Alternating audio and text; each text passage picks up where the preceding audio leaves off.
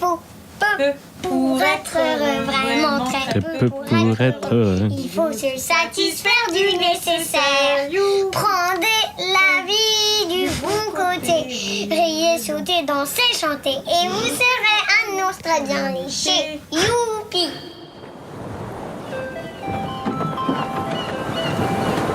Moi c'est Julie. Moi c'est Guéno. Moi c'est Cléo. Moi c'est Anne-Laure. C'est intéressant ça, le club des gens qui vivent sur l'océan. Et nous, on veut juste les aider au mieux à grandir et à être heureuses. Une confiance en notre couple, en notre vie de famille qui est énorme. Bienvenue dans l'aventure des Gaines. Vous connaissez Zai? Et ben c'est un cachalot et il nous emmène sur son dos. Le journal de bord de la famille Gaines. Une voiture familiale et mondiale. Salut et bienvenue à bord de Zai. Moi c'est Anne-Laure et avec Guénolé, Julie et Cléo, nos deux filles, on part pour un temps indéterminé, vivre sur un bateau, un catamaran en bois époxy qu'on a entièrement rénové en 2021, qu'on a nommé Zai.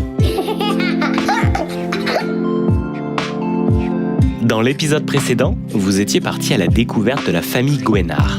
Des passionnés de sport partis faire un tour de l'Atlantique à la voile pour toute une année. J'ai dit direct à Heather, je veux bien l'assumer, je veux bien garder le sourire avec le cancer, mais par contre, derrière, ça veut dire bateau.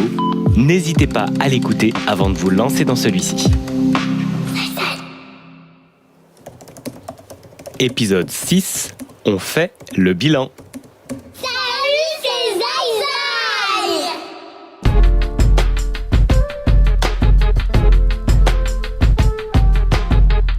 Hello, c'est Julien, le monteur et co-réalisateur du podcast.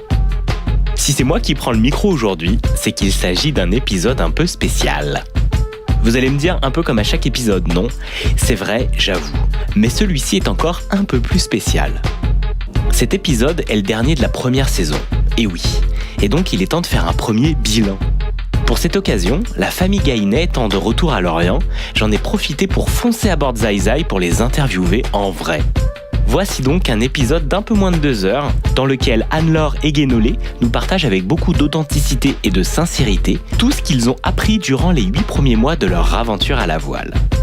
Vous allez découvrir comment ce voyage a sculpté leur vie à bord, leur couple, l'éducation de leurs enfants, de leur relation avec le monde extérieur. Ils nous parlent également de bateaux, de leur vision de la vie et de futurs projets professionnels. Cet échange est riche et passionnant. Et sans plus attendre, je vous laisse le découvrir à présent. Bonne écoute.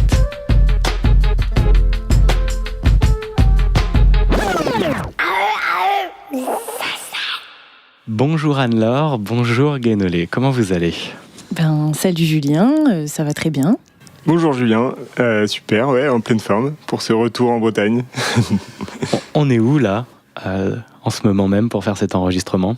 On est dans le carré de Zai, donc on est autour de la table sur laquelle en général on prend nos repas, les filles font leurs devoirs, enfin c'est la table de la famille sur laquelle on joue à plein de jeux de société, enfin c'est notre table de vie. C'est un peu l'endroit central de Zai alors. C'est le cœur du cachalot. C'est le cœur du cachalot et c'est là où on mange, on discute, on échange. Et puis on voit un peu ce qu'on a vécu jusqu'à maintenant, et c'est un peu le but de cet épisode un peu spécial, c'est de raconter, waouh, on a passé 8 mois en mer, il s'est passé beaucoup de choses, et l'idée c'est de revenir là-dessus. Et la première question que j'ai envie de vous poser, on va commencer par toi, Guéno. Comment s'est passée la traversée depuis le dernier épisode là ? Qu'est-ce qui s'est passé ? Ouais, alors plein de choses, hein. C'est clair que ça a été encore une fois super intense. Donc on a eu cette période tous les 4, donc un petit peu en cocon familial quand on était dans les Grenadines. Donc on a passé un bon mois vraiment coupé du monde, ça c'était vraiment une super expérience. Et après on a repris un petit peu contact quand même avec la civilisation. On est revenu en Martinique où on a fait un bon avitaillement. On a rencontré aussi pas mal de copains bretons qui étaient de passage. Après la Martinique, donc on est monté vers le nord, vers Antigua, où là j'ai eu une super opportunité de naviguer sur une course, la Caribbean 600, sur le trimaran Maserati. Et c'était une course assez rapide qui a duré 30 heures. Et par contre, très intense, c'est des bateaux vraiment extraordinaires et qui naviguent à 30-40 nœuds sur des foils. Donc j'ai renoué un petit peu avec mon activité que j'adore de course au large. Puis c'était l'occasion aussi de vivre tout ça en famille parce que on a pu se mettre au mouillage à 0,5 000 de Maserati, donc c'était vraiment génial de pouvoir se mettre à l'ancre juste à 2 pas du boulot. Et puis l'équipe était vraiment super sympa, très conviviale. Donc on a vraiment profité de ce temps avec l'équipe. On a un petit peu appris l'italien. Un désastre. C'est un désastre. C'était génial pour la famille de vivre une course comme ça parce que l'équipe, elle est venue à bord. Même nos filles étaient là pour faire à manger. Giovanni nous a appris à faire des pâtes à la cocotte. C'était vraiment bonne ambiance et on a refait le monde avec ces Italiens qui sont vraiment chouettes, très débrouillards, très curieux et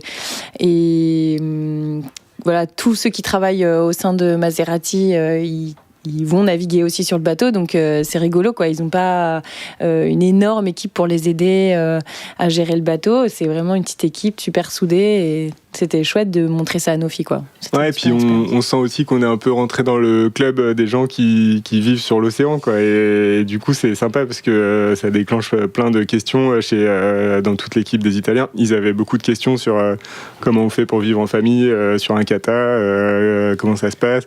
C'est intéressant, ça, le club des gens qui vivent sur l'océan. Qu'est-ce qu'il a de particulier, ce club? Comment on y rentre? On y rentre après avoir fait 8 mois de navigation, de vie sur l'eau. Quelles sont les étapes?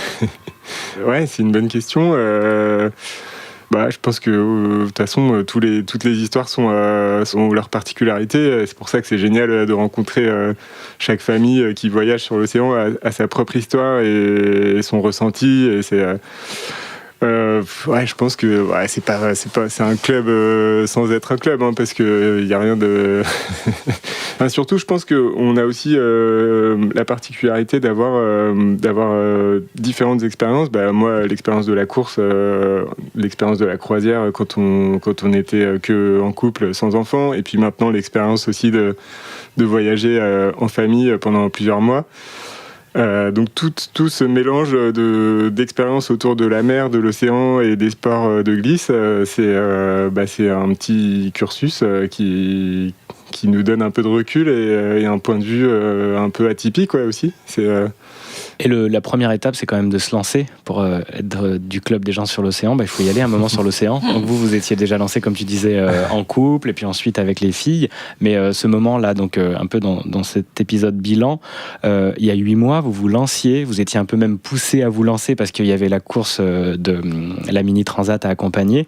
Ouais. Et ça a été pour vous un gros déclencheur, en fait, ce coup de boost, parce que peut-être que ça aurait traîné un peu plus. C'est clair.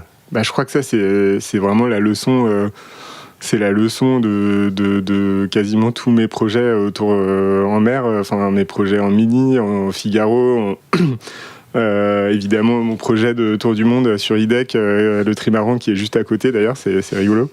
C'est que la leçon dans tous ces projets, c'est que y a un moment, il faut partir et on n'est jamais assez prêt, on a toujours un peu peur. Il y a toujours des petites choses qu'on a envie, on se dit, on est toujours tenté de rester parce que la météo est pas parfaite ou parce que on attend encore une petite pièce pour améliorer tel truc.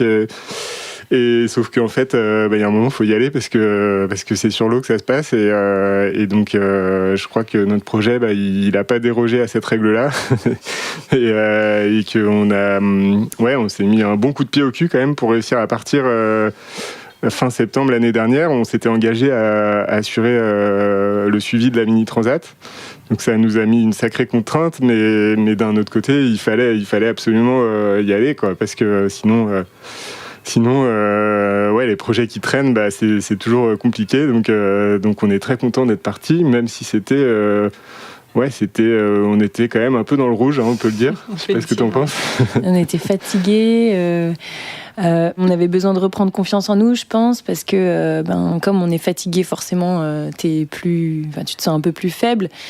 Et puis on n'y voyait pas très clair finalement. On savait qu'on voulait vivre ce projet en bateau, en famille, et on voulait changer un peu notre façon de vivre et notre façon de travailler, mais il n'y avait pas une direction très claire, à part le fait qu'on partait sur la Mini Transat et qu'on allait naviguer et voir ce qu'on allait découvrir, mais c'était assez flou finalement. Et toi, comment tu te sentais, Anne-Laure, dans les émotions liées au départ, à cette urgence un petit peu, et puis aussi à votre envie de quitter, de vivre maintenant, le présent, avec la famille, avec les filles, et puis quitter un peu le job aussi, le transformer. Est-ce que tout ça t'a aidé aussi, donc cette mini transat on y va, parce que sinon peut-être tu aurais eu du mal à quitter, ou tu aurais mis beaucoup plus de temps? Ça faisait déjà 1 an et demi que je me préparais à partir. Donc déjà mon travail, puisque j'étais chef d'entreprise, en co-gestion avec Sabrina Millien de la coloc. Donc c'était vraiment le gros enjeu que j'ai vécu en amont de ce départ. Parce que forcément tu te poses des questions, est-ce que l'équipe va réussir sans moi, est-ce que moi je vais réussir sans l'équipe, est-ce qu'il va pas y avoir une charge de travail trop lourde pour l'équipe, bref, toutes ces questions évidemment je me les suis posées. Puis en fait la préparation elle est du coup très importante, elle est nécessaire, mais très vite je me suis rendu compte que en fait personne n'est irremplaçable si ça se prépare bien. N'importe qui, y compris un gestionnaire ou même un fondateur, peut s'en aller d'un business. Il y a pas de souci. Donc les lignes sont claires, il n'y a pas de problème. Ça n'a pas été le vrai sujet. Je pense que évidemment le sujet qui est venu tout de suite. En fait, il n'est pas venu tout de suite, mais il est venu au fur et à mesure. Ça a plus été une question identitaire. Qui suis-je maintenant que je ne suis plus Anne-Laure de la coloc, ou en tout cas, je suis toujours un peu Anne-Laure de la coloc, bien sûr, mais je suis surtout maintenant sur mon bateau avec ma famille, et donc, qui suis-je ? Voilà, mais je m'en suis pas rendu compte tout de suite, parce qu'au départ, il a fallu quand même partir en mer. On n'a pas le temps d'y réfléchir au départ. C'est vraiment, on est dans l'action, on doit accompagner la mini-transat. Moi, ma priorité, ça a été de m'assurer que les filles ne soient pas dégoûtées du bateau, puisqu'on est parti dans des conditions finalement assez musclées au départ. Et donc, je voulais pas qu'elles s'en dégoûtent. Donc, on s'était dit avec Guénolé que lui serait plutôt en charge du bateau, et moi, pendant les 3-4 premiers jours, plutôt en charge des filles, et ce qui a été, je pense, un très bon choix, puisque elles n'ont jamais eu mal au ventre, et jamais... elles ont eu un peu peur, bien sûr, mais c'est un sentiment qui est vite parti. Quel a été le plus grand frein, vraiment la chose qui t'a le plus retenu au départ ? Est-ce que c'était le qui suis-je, en fait, ou peut-être cette peur inconsciente d'aller vers quelque chose que tu ne connais absolument pas, de quitter le connu pour aller vers l'inconnu et toutes ces possibilités, ou c'était autre chose ? Je crois pas que je sois allée jusque-là dans mon raisonnement. Je me suis juste rendu compte une fois les contraintes de la mini-transat passée. Donc une fois qu'on a eu du temps. En fait, on a eu du monde jusqu'à fin décembre. Donc jusqu'à fin décembre, j'ai pas eu trop le temps de me poser toutes ces questions. Encore une fois, après, c'est, disons, la deuxième étape, à partir de janvier, quand on s'est retrouvés tous les 4, et que tout d'un coup, j'ai un peu plus de temps que je me retrouve un peu face à un vide, face à une inconnue. C'est marrant parce que tout le monde finalement s'imagine que ce projet, c'est que du beau, que du positif, c'est des belles plages, c'est des paysages magnifiques. Bien sûr qu'on fait de la wing et qu'on va faire des plongées en apnée, c'est fantastique tout ce qu'on peut vivre, mais on se rend pas toujours compte de ce qu'on peut traverser d'un point de vue émotionnel, ou parce qu'on se retrouve un peu face à nous-mêmes tout d'un coup. Et voilà, les questions que je me suis posées au départ, c'est au-delà de qui suis-je, qu'est-ce que j'aime bien faire, qu'est-ce qui m'épanouit vraiment, et de pas savoir répondre à ces questions tout de suite, ça a été dur, super dur. Donc ça, c'est vraiment ce qui est arrivé après, c'est le temps, l'espace pour réfléchir à tout ça, en fait. Ouais. Juste parce qu'on est tellement chargé dans nos vies de plein d'actions, toi aussi avec la coloc, avec les filles, avec la vie pro pour toi aussi, Guéno. Et d'un coup, vous avez eu un espace de rien. Sauf que vous êtes allé le chercher, cet espace de rien, parce qu'il faut quand même faire un bateau, le construire, le récupérer. On entend ça dans les épisodes, vous en parliez. Mais qu'est-ce que toi, Guéno, là justement, maintenant avec les 8 mois passés, comment t'aurais facilité ce départ avec ce que tu connais à présent ? Avec ce que je connais à présent, il y a pas mal de choses. Il y a plein de choses maintenant. C'est ça qui est hyper riche d'avoir fait ce premier tour, c'est que on a une liste quand même, on a une bonne liste de choses qu'on aimerait bien changer. Et avant tout, c'est vrai que c'est surtout l'état d'esprit, je pense, dans lequel on va partir, enfin dans lequel on voyage, qu'on a envie un petit peu de changer, enfin surtout d'alléger, parce que c'est vrai que on a tendance à être assez ambitieux l'un comme l'autre, et donc on est parti avec plein d'idées en tête et puis pas mal d'objectifs assez ambitieux sur le côté financier, quelque part le côté un peu business familial qu'on a voulu monter en parallèle. Et c'est vrai que ça nous a un petit peu stressé, je pense. Ça nous a mis pas mal de choses en tête, alors que j'aurais bien aimé qu'on puisse rentrer plus rapidement justement dans ce voyage, faire le vide un petit peu plus. Et donc ça, on a mis plusieurs mois à le comprendre. Et au final, maintenant, on sait qu'on a envie de repartir, mais avec un état d'esprit un peu plus libre, en se mettant beaucoup moins de pression justement sur le côté financier du voyage. Parce que je pense que effectivement à terme les idées qu'on a pour équilibrer tout ça financièrement, elles sont bonnes, mais on a besoin de beaucoup de temps, et puis les idées qu'on a envie de faire vraiment progresser et qui nous épanouissent, c'est justement des choses qui sont pas rentables à court terme. Et c'est exactement toutes les choses qui sont pas rentables à court terme. donc on sent qu'on a besoin de se laisser pas mal d'air de ce côté-là. Et que ça, je pense que ça va tout changer, et donc ça c'est le point principal, je dirais. Et après on a eu aussi pas mal de déclics sur l'organisation à bord, notamment sur la dernière partie de notre transat retour, donc tout à la fin quand même, au bout de 9 mois. les derniers 8 jours, c'est ceux où on a trouvé une organisation de car qui était vraiment intéressante, parce que contrairement à avant où on laissait les choses un petit peu plus libres, là on a vraiment listé les cars de chacun avec une liste très précise de tâches à accomplir. Et ça a été vraiment agréable, parce que donc tu savais que tu avais ton quart de 4 heures où il fallait gérer les enfants, préparer à manger et en même temps gérer le bateau. Et le reste du temps, donc les 2 quarts de 4 heures qui suivaient, donc tu avais 8 heures complètement libres, où tu pouvais très bien bouquiner, dormir, faire vraiment ce que tu voulais. Et donc ça c'était vraiment bien. Et en fait, pour moi, c'est vraiment un déclic de se dire ok, on est en voyage, en famille, on est censé être libre, on n'a peut-être pas forcément besoin de règles, mais au final, d'avoir une structure, ça nous aide beaucoup. Et Anne-Laure, elle me tanne un peu pour ça depuis des mois, mais ça y est, je crois que j'ai eu le déclic. C'est toi, Anne-Laure, qui est plus à la structure, à l'organisation. En fait, d'ailleurs, on a discuté un peu, on a échangé sur ce qu'était que la liberté. Et la liberté, c'est pas forcément ne plus avoir de contraintes, simplement d'avoir une connaissance des contraintes et de les choisir. Et je crois qu'on avait besoin de ce temps où c'était plus brouillon, plus flou, un peu comme dans un verre, t'as de la terre qui est remuée et c'est flou, donc c'est difficile d'y voir clair. Et je pense qu'on avait besoin aussi de décanter tous ces sujets, de prendre le temps.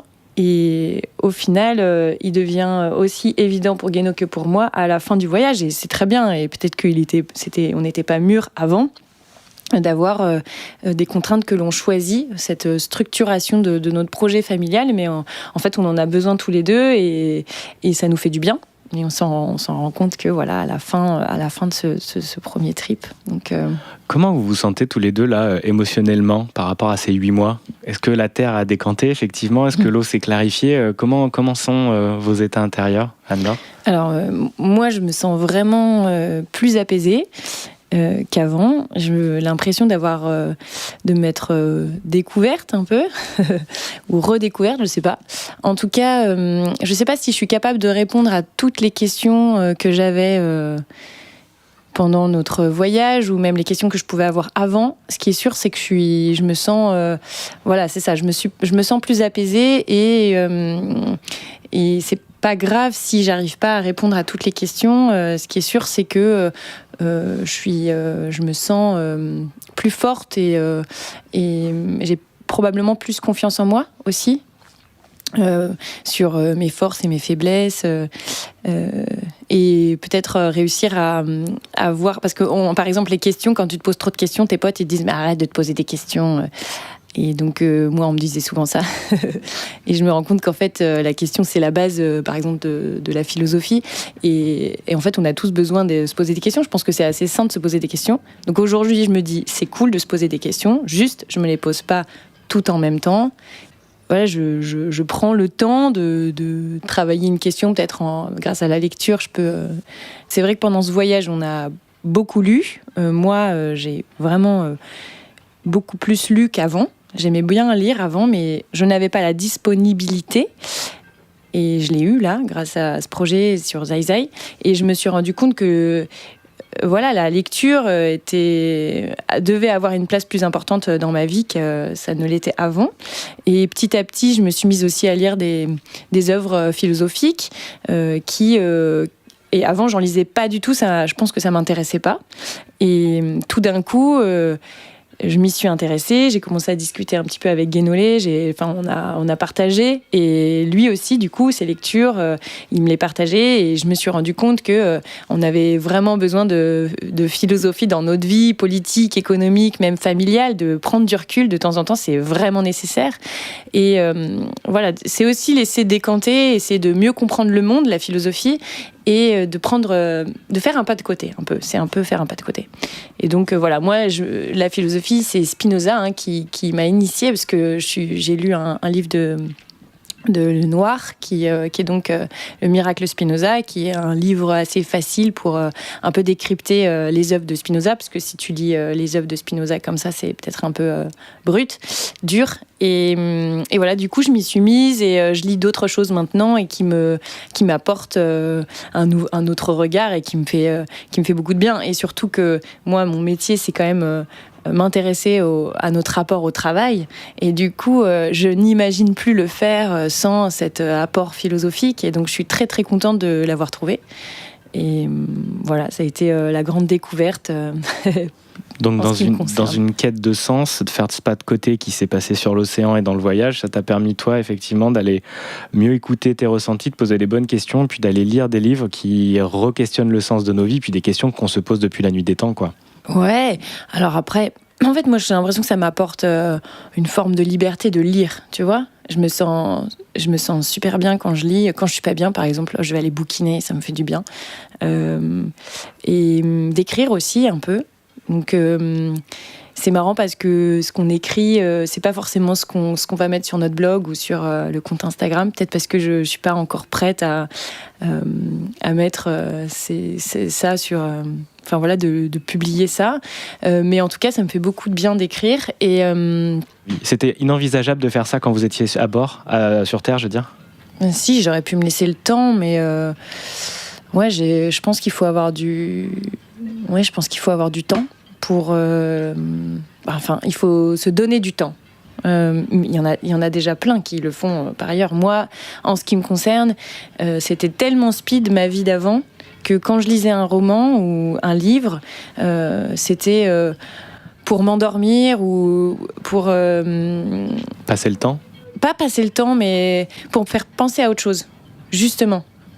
Parce que j'avais trop de choses en tête, que ce soit au travail ou surtout au travail.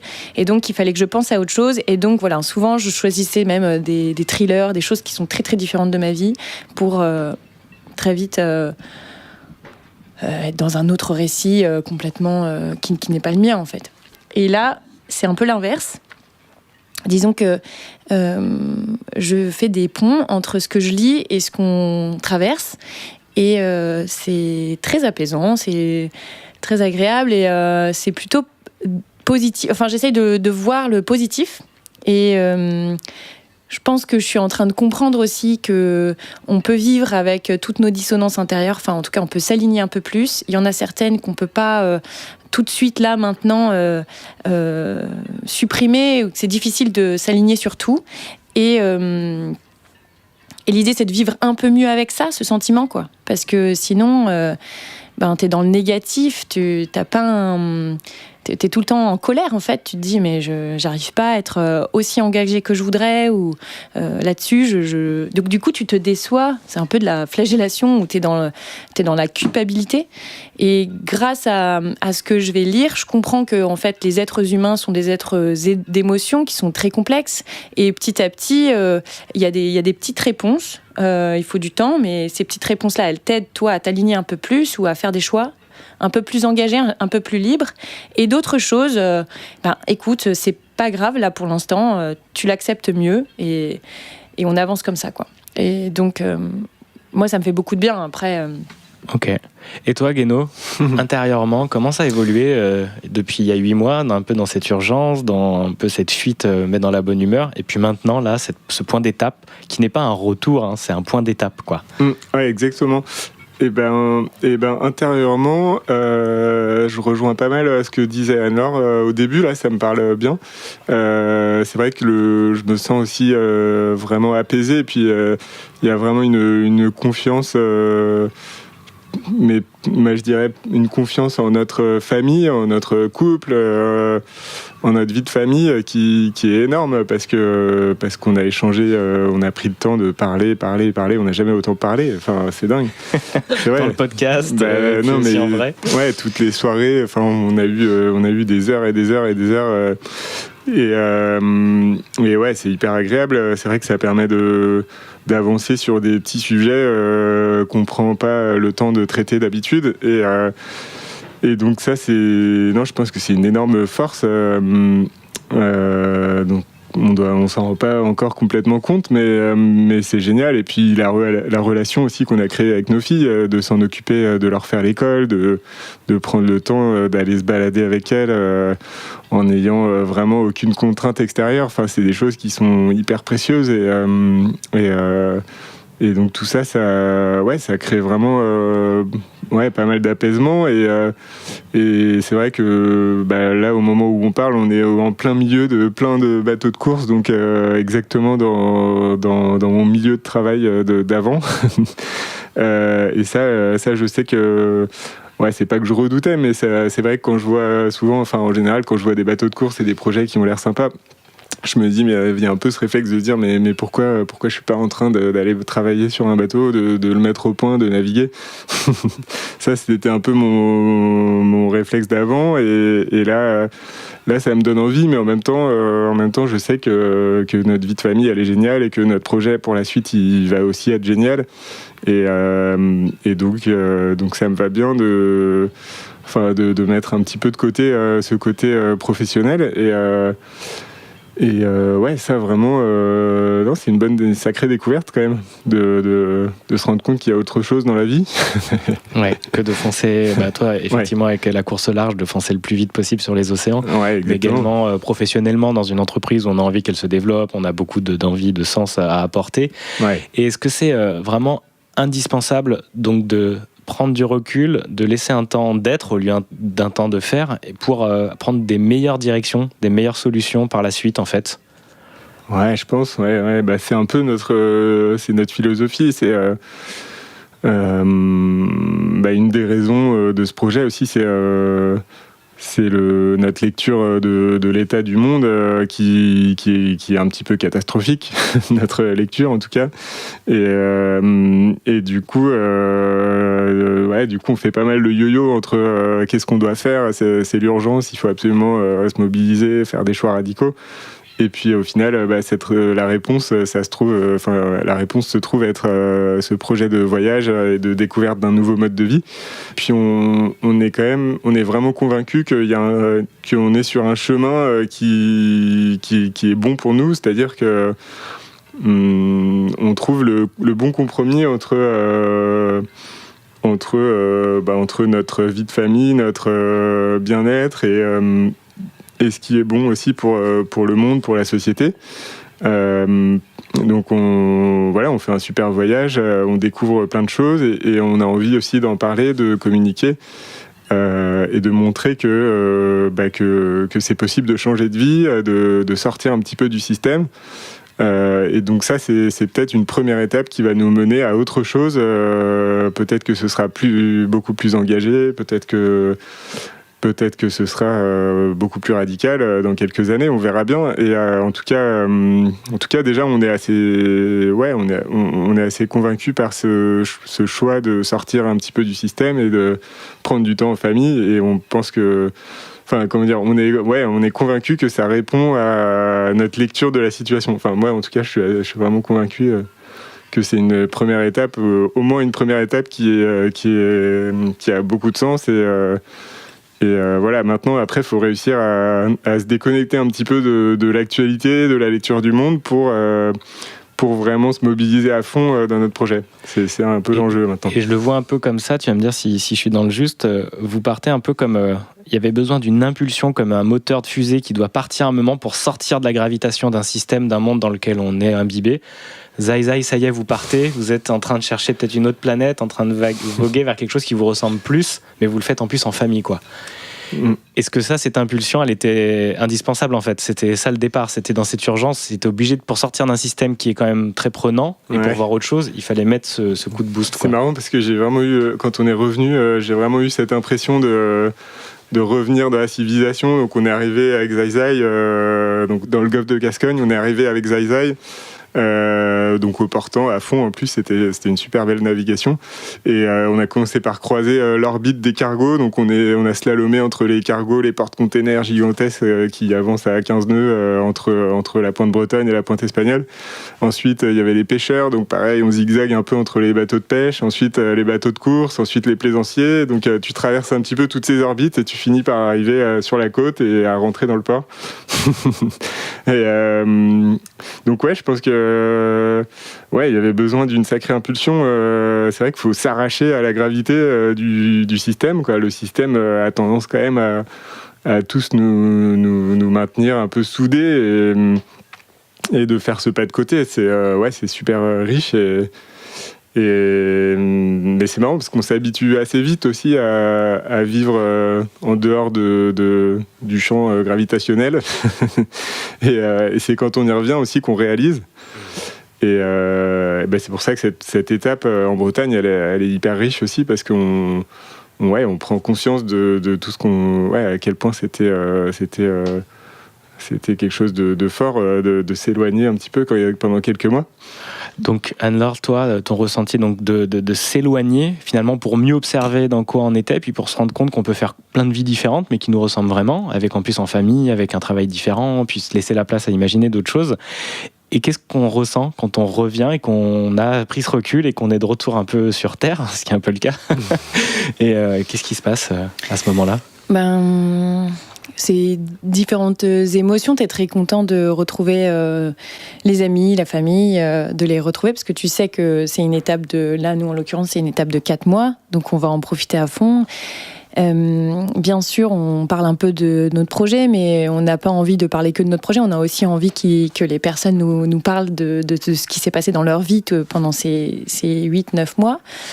Tu te rends compte que toi, tu as beaucoup changé parce que tu as fait un énorme chemin psychologique, identitaire presque. D'ailleurs, je voulais revenir sur ce que disait Guéno, où effectivement, on a confiance maintenant en notre couple, en notre famille. C'est pas qu'on n'avait pas confiance avant, mais c'est que on a vraiment le sentiment de s'être soudés très très fort.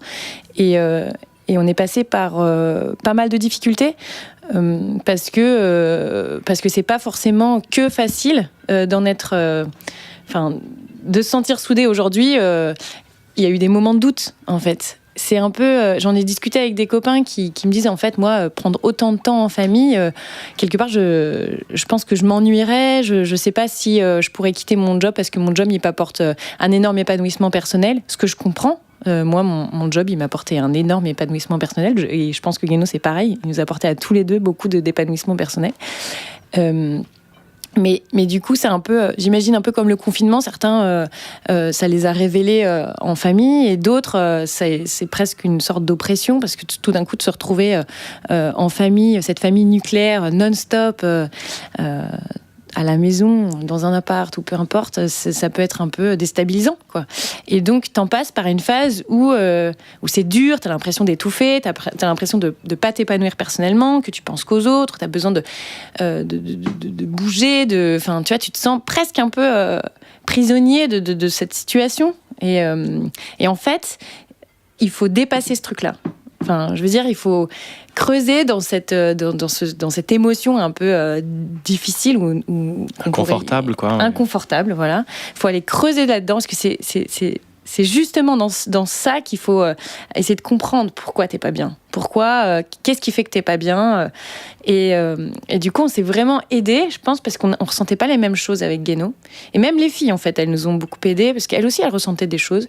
Et en fait, on s'est tous un peu aidés à essayer de comprendre ce qu'il y avait vraiment en nous, ce qui faisait qu'on se sentait parfois pas bien.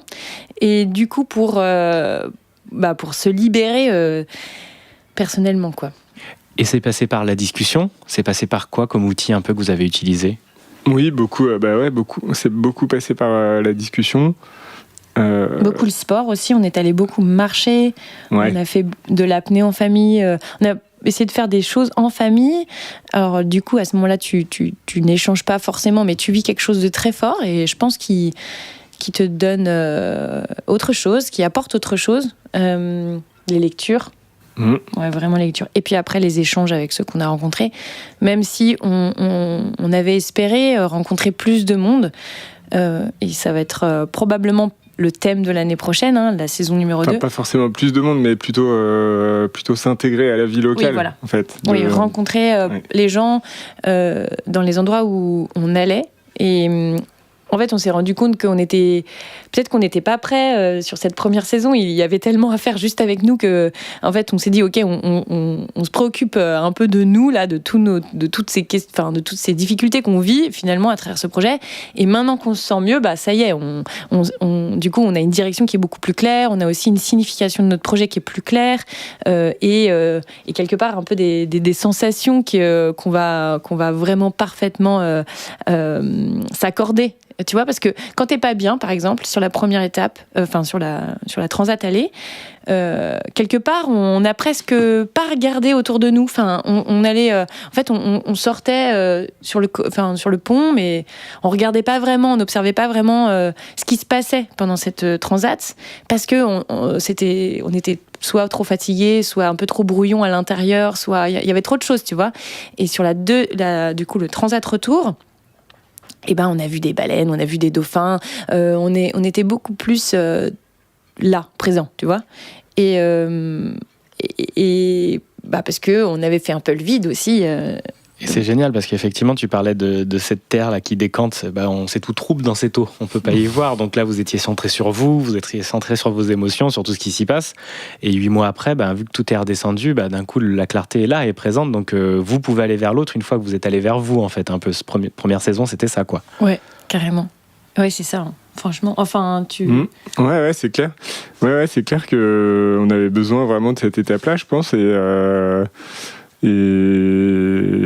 ce qui n'est pas facile aussi, c'est de s'écouter, parce que pour réussir à prendre ce temps qu'on a pris, il a fallu aussi, parce qu'on a toujours envie de faire 1000 projets, de rencontrer plein de gens, et donc il a fallu à chaque fois un peu batailler, parce toujours quelque part contre ce réflexe d'aller voir encore des nouveaux gens, de faire encore des nouvelles choses. En fait, il y a un moment, en fait, il faut se dire stop, on fait moins de choses, on se pose tranquillement. En fait, on peut aussi ne rien prévoir, et en fait, c'est ce qui va nous laisser le temps pour l'essentiel, de se retrouver, de parler, de passer du temps à 4 en famille.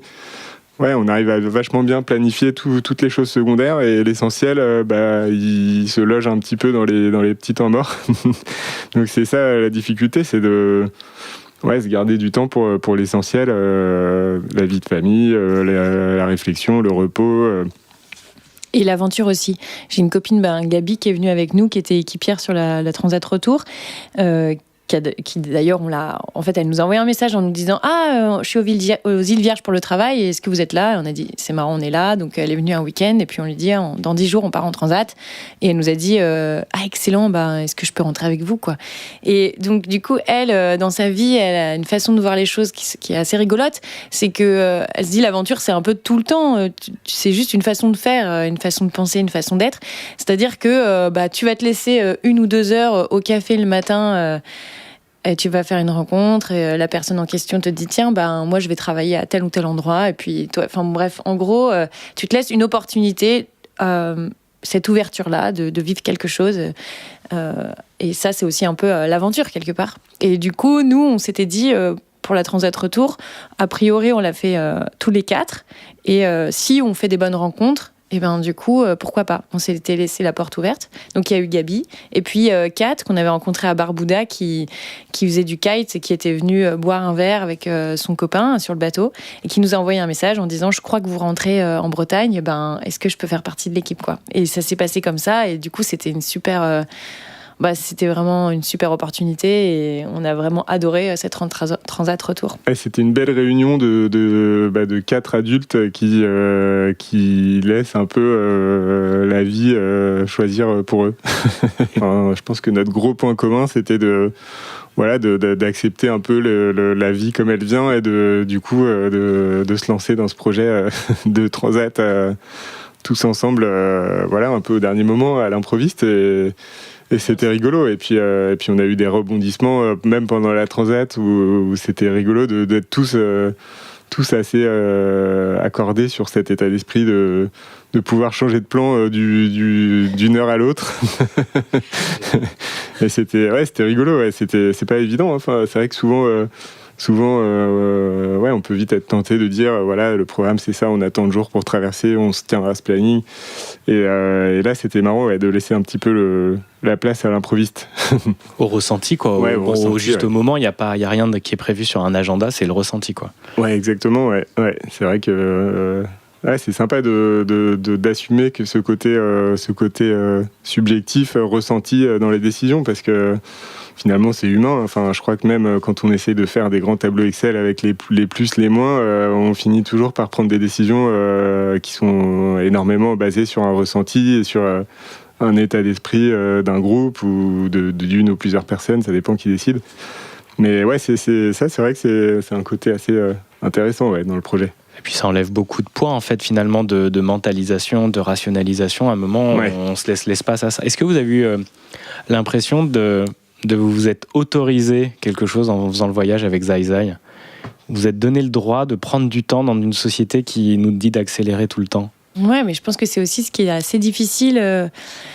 Je pense que la plus grosse dissonance, c'est de se dire on fait un projet qui va nous permettre d'y voir plus clair sur l'état un peu du monde, aussi l'état de notre famille, et finalement de voir ce qui est assez essentiel pour nous, pour mieux se mettre en action après.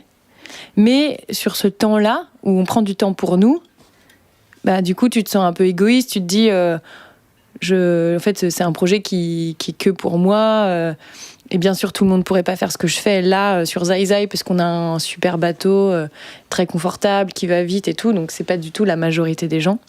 En fait, tu peux aussi te dire que en fait, n'importe qui peut prendre ce temps-là, peu importe le moyen. Enfin, Zai Zai, c'est un moyen, mais il y en a plein d'autres, et probablement des moyens beaucoup moins coûteux que celui qu'on a choisi nous, parce qu'on aime faire du bateau, et que Gano, il aime bien aller vite. Et puis, du coup, moi, j'aime bien aller vite aussi maintenant. mais tu peux partir en vélo, tu peux ne serait-ce que aller à pied ou en voiture, ou en fait, peu importe ce temps-là. N'importe qui peut le prendre, en fait. Se poser ces questions, faire une sorte de pause, faire un petit break. Et peut-être tu peux ne pas avoir envie de le faire non plus, parce que tu n'en ressens pas le besoin. En fait, nous, on l'a ressenti parce que on a eu un sentiment d'urgence par rapport au monde qui était... Enfin, comme s'il y avait un mur face à nous, qu'on s'en rapprochait et qu'on faisait rien. Et là, on a le sentiment qu'on ne fait pas forcément plus. Et par contre, on est en train de le voir de façon... En fait, on le voit, donc on se dit peut-être qu'on sera capable de faire ce virage si on le voit. En fait, on essaye de ne pas se mentir sur la situation.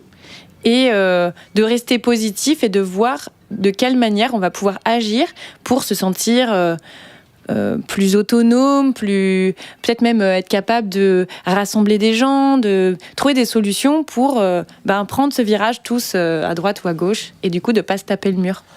Donc si on continue sur C'est bizarre, c'est ce que je dis. Non, je l'entends, je le comprends tout à fait, parce qu'en fait, on continue sur cette orbite là où on part avec cette fusée, qu'on regarde, ah mais tiens, la trajectoire de la planète va dans le mur comme tu dis, mais au moins t'en as conscience parce que t'as pris ce recul là.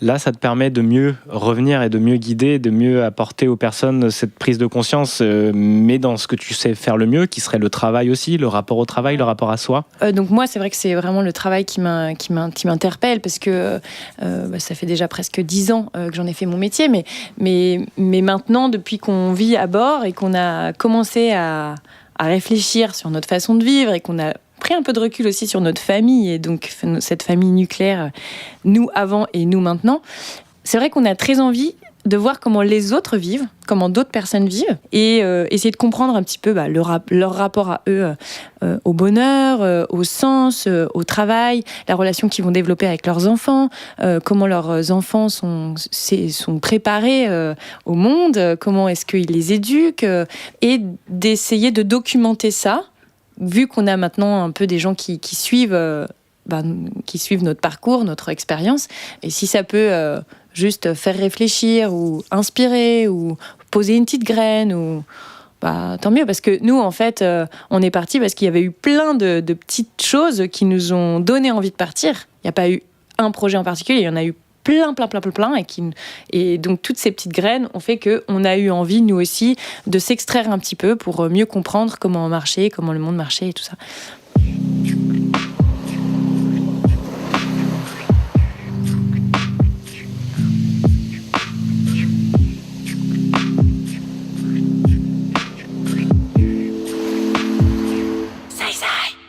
J'aimerais à présent qu'on parle un peu de tout ce que vous avez appris pour nous aider, nous, terriens, à mieux peut-être relationner, à mieux vivre soi ensemble. Et puis peut-être si on est prêt à partir en bateau, techniquement, qu'est-ce que vous pouvez nous aider à mieux préparer ce voyage. Mais avant tout, moi, j'ai envie de continuer sur le cocon, sur le nucléaire, la famille, et surtout sur vous deux.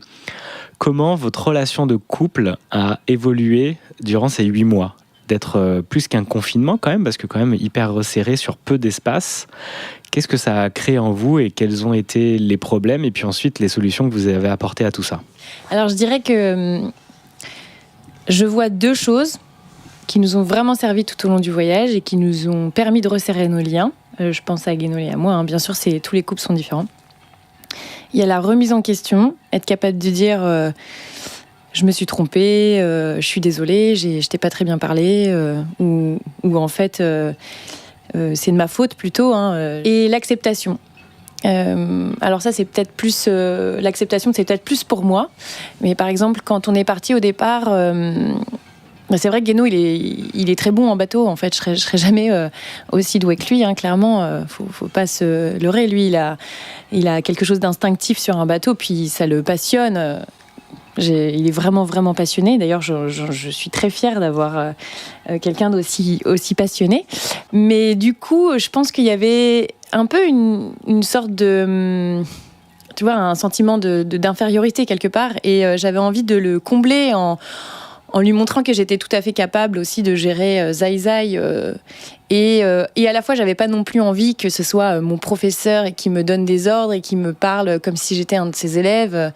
Et voilà. Et puis il y a cette histoire aussi de charge mentale où finalement lui, au départ, il avait quand même beaucoup plus la charge mentale du bateau et moi beaucoup plus la charge mentale de la logistique du foyer en général, ou des filles, ou de savoir où tu ranges le riz, ou tu vois, la confiture, quoi. Et donc à un moment donné, tu te dis ça je veux plus en fait, j'ai envie qu'on soit plus égaux. En fait, ça c'est mon premier sentiment. Et petit à petit, j'ai compris que en fait, on n'est pas égaux. Et c'est pas grave. En fait, c'est cool. Guéno, il est passionné, il est super fort en bateau.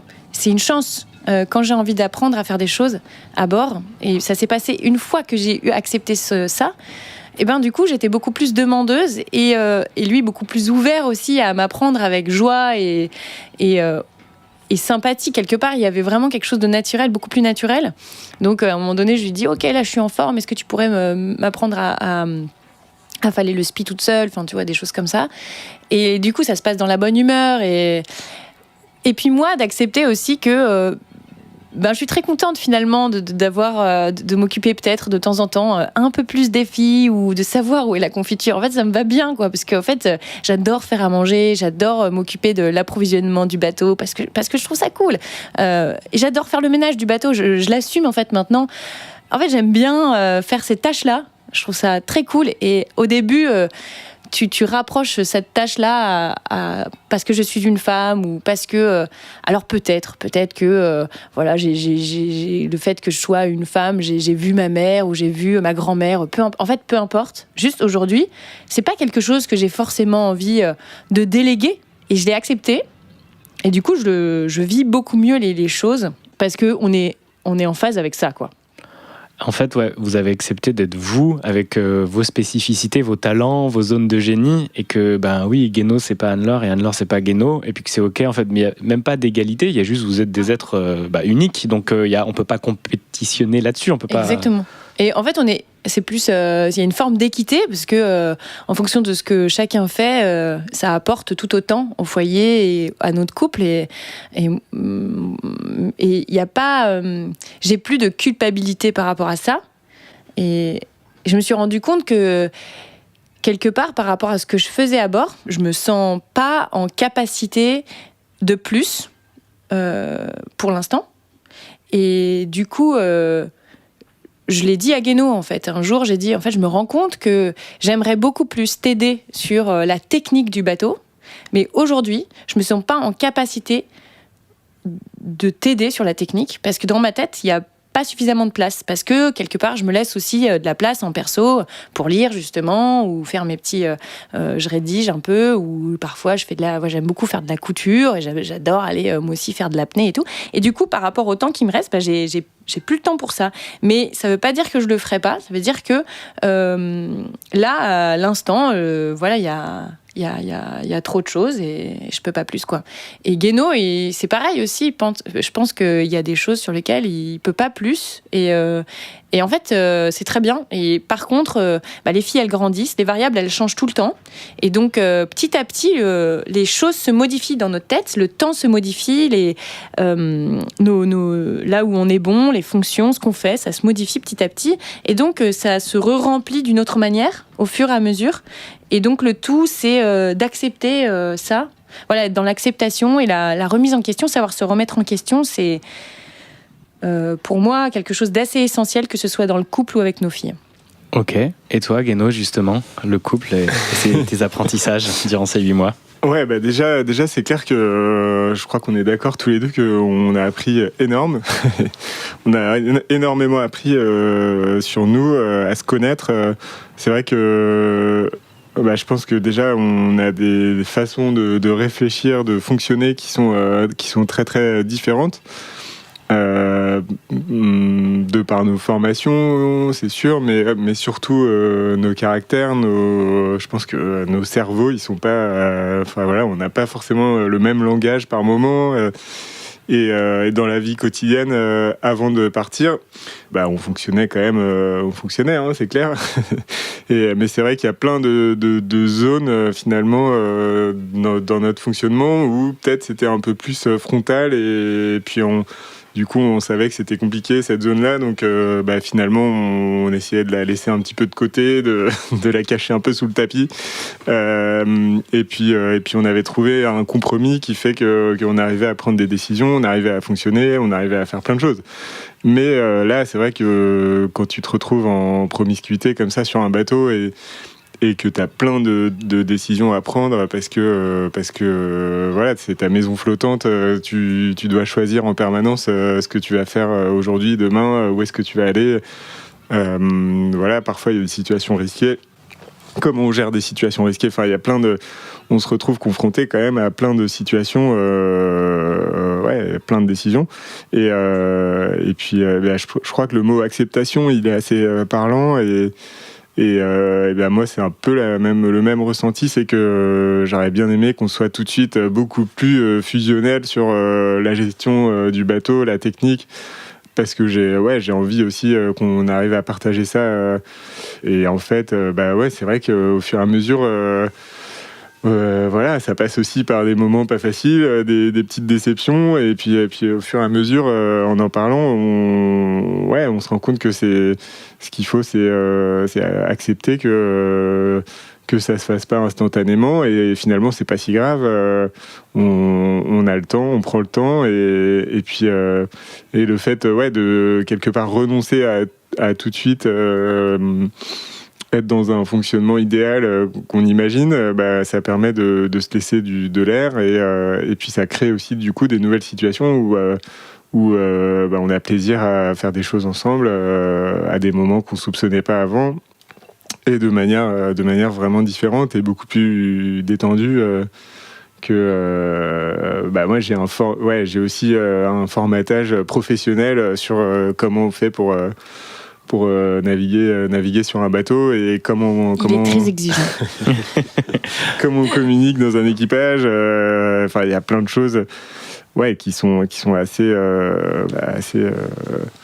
On pourrait croire comme ça, mais naviguer avec Guénolé Gainé, c'est quand même pas forcément très facile. Enfin, c'est un super marin, mais du coup, il faut être à la hauteur. Et je pense qu'il est aussi exigeant sur le bateau que je le suis quelque part quand je travaille à la coloc.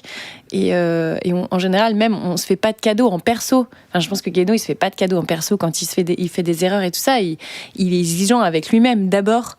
Et moi, au travail, je suis exigeante déjà avec moi-même. Je sais que je le suis avec mon équipe. Et sauf que là, tout d'un coup, on est mariés-femmes et En fait, vous renvoyez votre exigence à chacun, et donc vous êtes obligé de la redescendre et de d'accepter, quoi. Ouais. Et à la fois, elle est intéressante, hein, cette exigence. On n'a pas envie de la refouler complètement. Mais tu vois, c'est un peu... Parfois, quand tu es à la maison et que tu as ton conjoint, ta conjointe qui a des mauvais côtés. Moi, je suis consciente que j'ai des mauvais côtés au boulot. Je le sais, mon équipe qui va écouter ça va dire oui, on est d'accord. Et du coup, Guéno, il connaît un peu mes mauvais côtés. Et tu vois, il est content que ça se passe au boulot. À la limite, il est content que ça soit pas à la maison, finalement. Et moi, c'est un peu pareil. Parfois, je les connais, les mauvais côtés de Guéno. C'est bien si c'est sur son bateau, et comme ça, le soir, on se retrouve et en fait, on a retiré un peu ses mauvais côtés. Et là, tout d'un coup, en vivant ensemble et en naviguant ensemble, moi, j'ai aussi le côté pilotage de projet où je suis très exigeante et j'ai une ambition. Et Guéno, c'est pareil, il est très exigeant sur la technique du bateau et il a une ambition. Et du coup, là, tout d'un coup, on se l'impose. Et donc, on voit les mauvais côtés des autres et on les a au quotidien. Enfin, on voit les mauvais côtés de l'autre et on les a au quotidien. Et donc, ta première réaction, c'est de faire « Waouh, en fait, non, mais moi, désolé, mais je veux pas, quoi. » Et en fait, petit à petit, tu te dis « Ben si, on va aussi travailler avec ces côtés qu'on vivait pas avant. Là, on va les affronter, quoi. » Et donc, affronter, ça passe par un peu la résilience, ça passe par un peu d'acceptation, un peu de remise en question. Et il faut faire un travail sur soi aussi. Et ça prend du temps d'apprendre à travailler ensemble quand on est mari et femme et qu'on a envie de garder notre lien de... On n'a pas envie de devenir des travailleurs, on a vraiment envie de rester compagne et garder... on a envie d'être complice vraiment. Donc, il faut apprendre à travailler avec cette complicité et du coup, voilà, ça... Donc, il y a un moteur qui est hyper essentiel parce que tu n'as pas forcément avec tes collègues ou dans ta vie extérieure ou couple, c'est l'amour. Et ce lien fait que, ok, je vais me motiver, je vais transformer ça parce que l'amour, c'est le plus important, quoi. Carrément. Ouais. C'est vrai que si on était juste collègues, je pense qu'on aurait arrêté il y a longtemps de vouloir faire des projets ensemble. Il y a une force qui est là, qui nous permet, c'est beau parce que c'est ça qui transforme. Et que oui, c'est chouette aussi d'être en amour avec ses collègues, mais on peut l'être, mais c'est souvent plus fort avec sa famille, avec ses enfants. Et c'est ça qu'on a envie de défendre à tout prix avant d'abandonner, quoi. Un exemple, c'est avant de partir, si on faisait une tempête de cerveau, là, un brainstorming tous les deux, au bout d'un quart d'heure, 20 minutes, on se sera bon. On le fera plus tard, parce que. Et là, hier, on a fait une réunion toute l'après-midi. C'était c'était vraiment c'était agréable, c'était cool, ça s'est super bien passé. Et en fait, voilà, on se rend compte que ça y est, on fonctionne pas de la même manière, mais on a appris à s'écouter et à se parler. Et du coup, ça change tout. Ça change tout.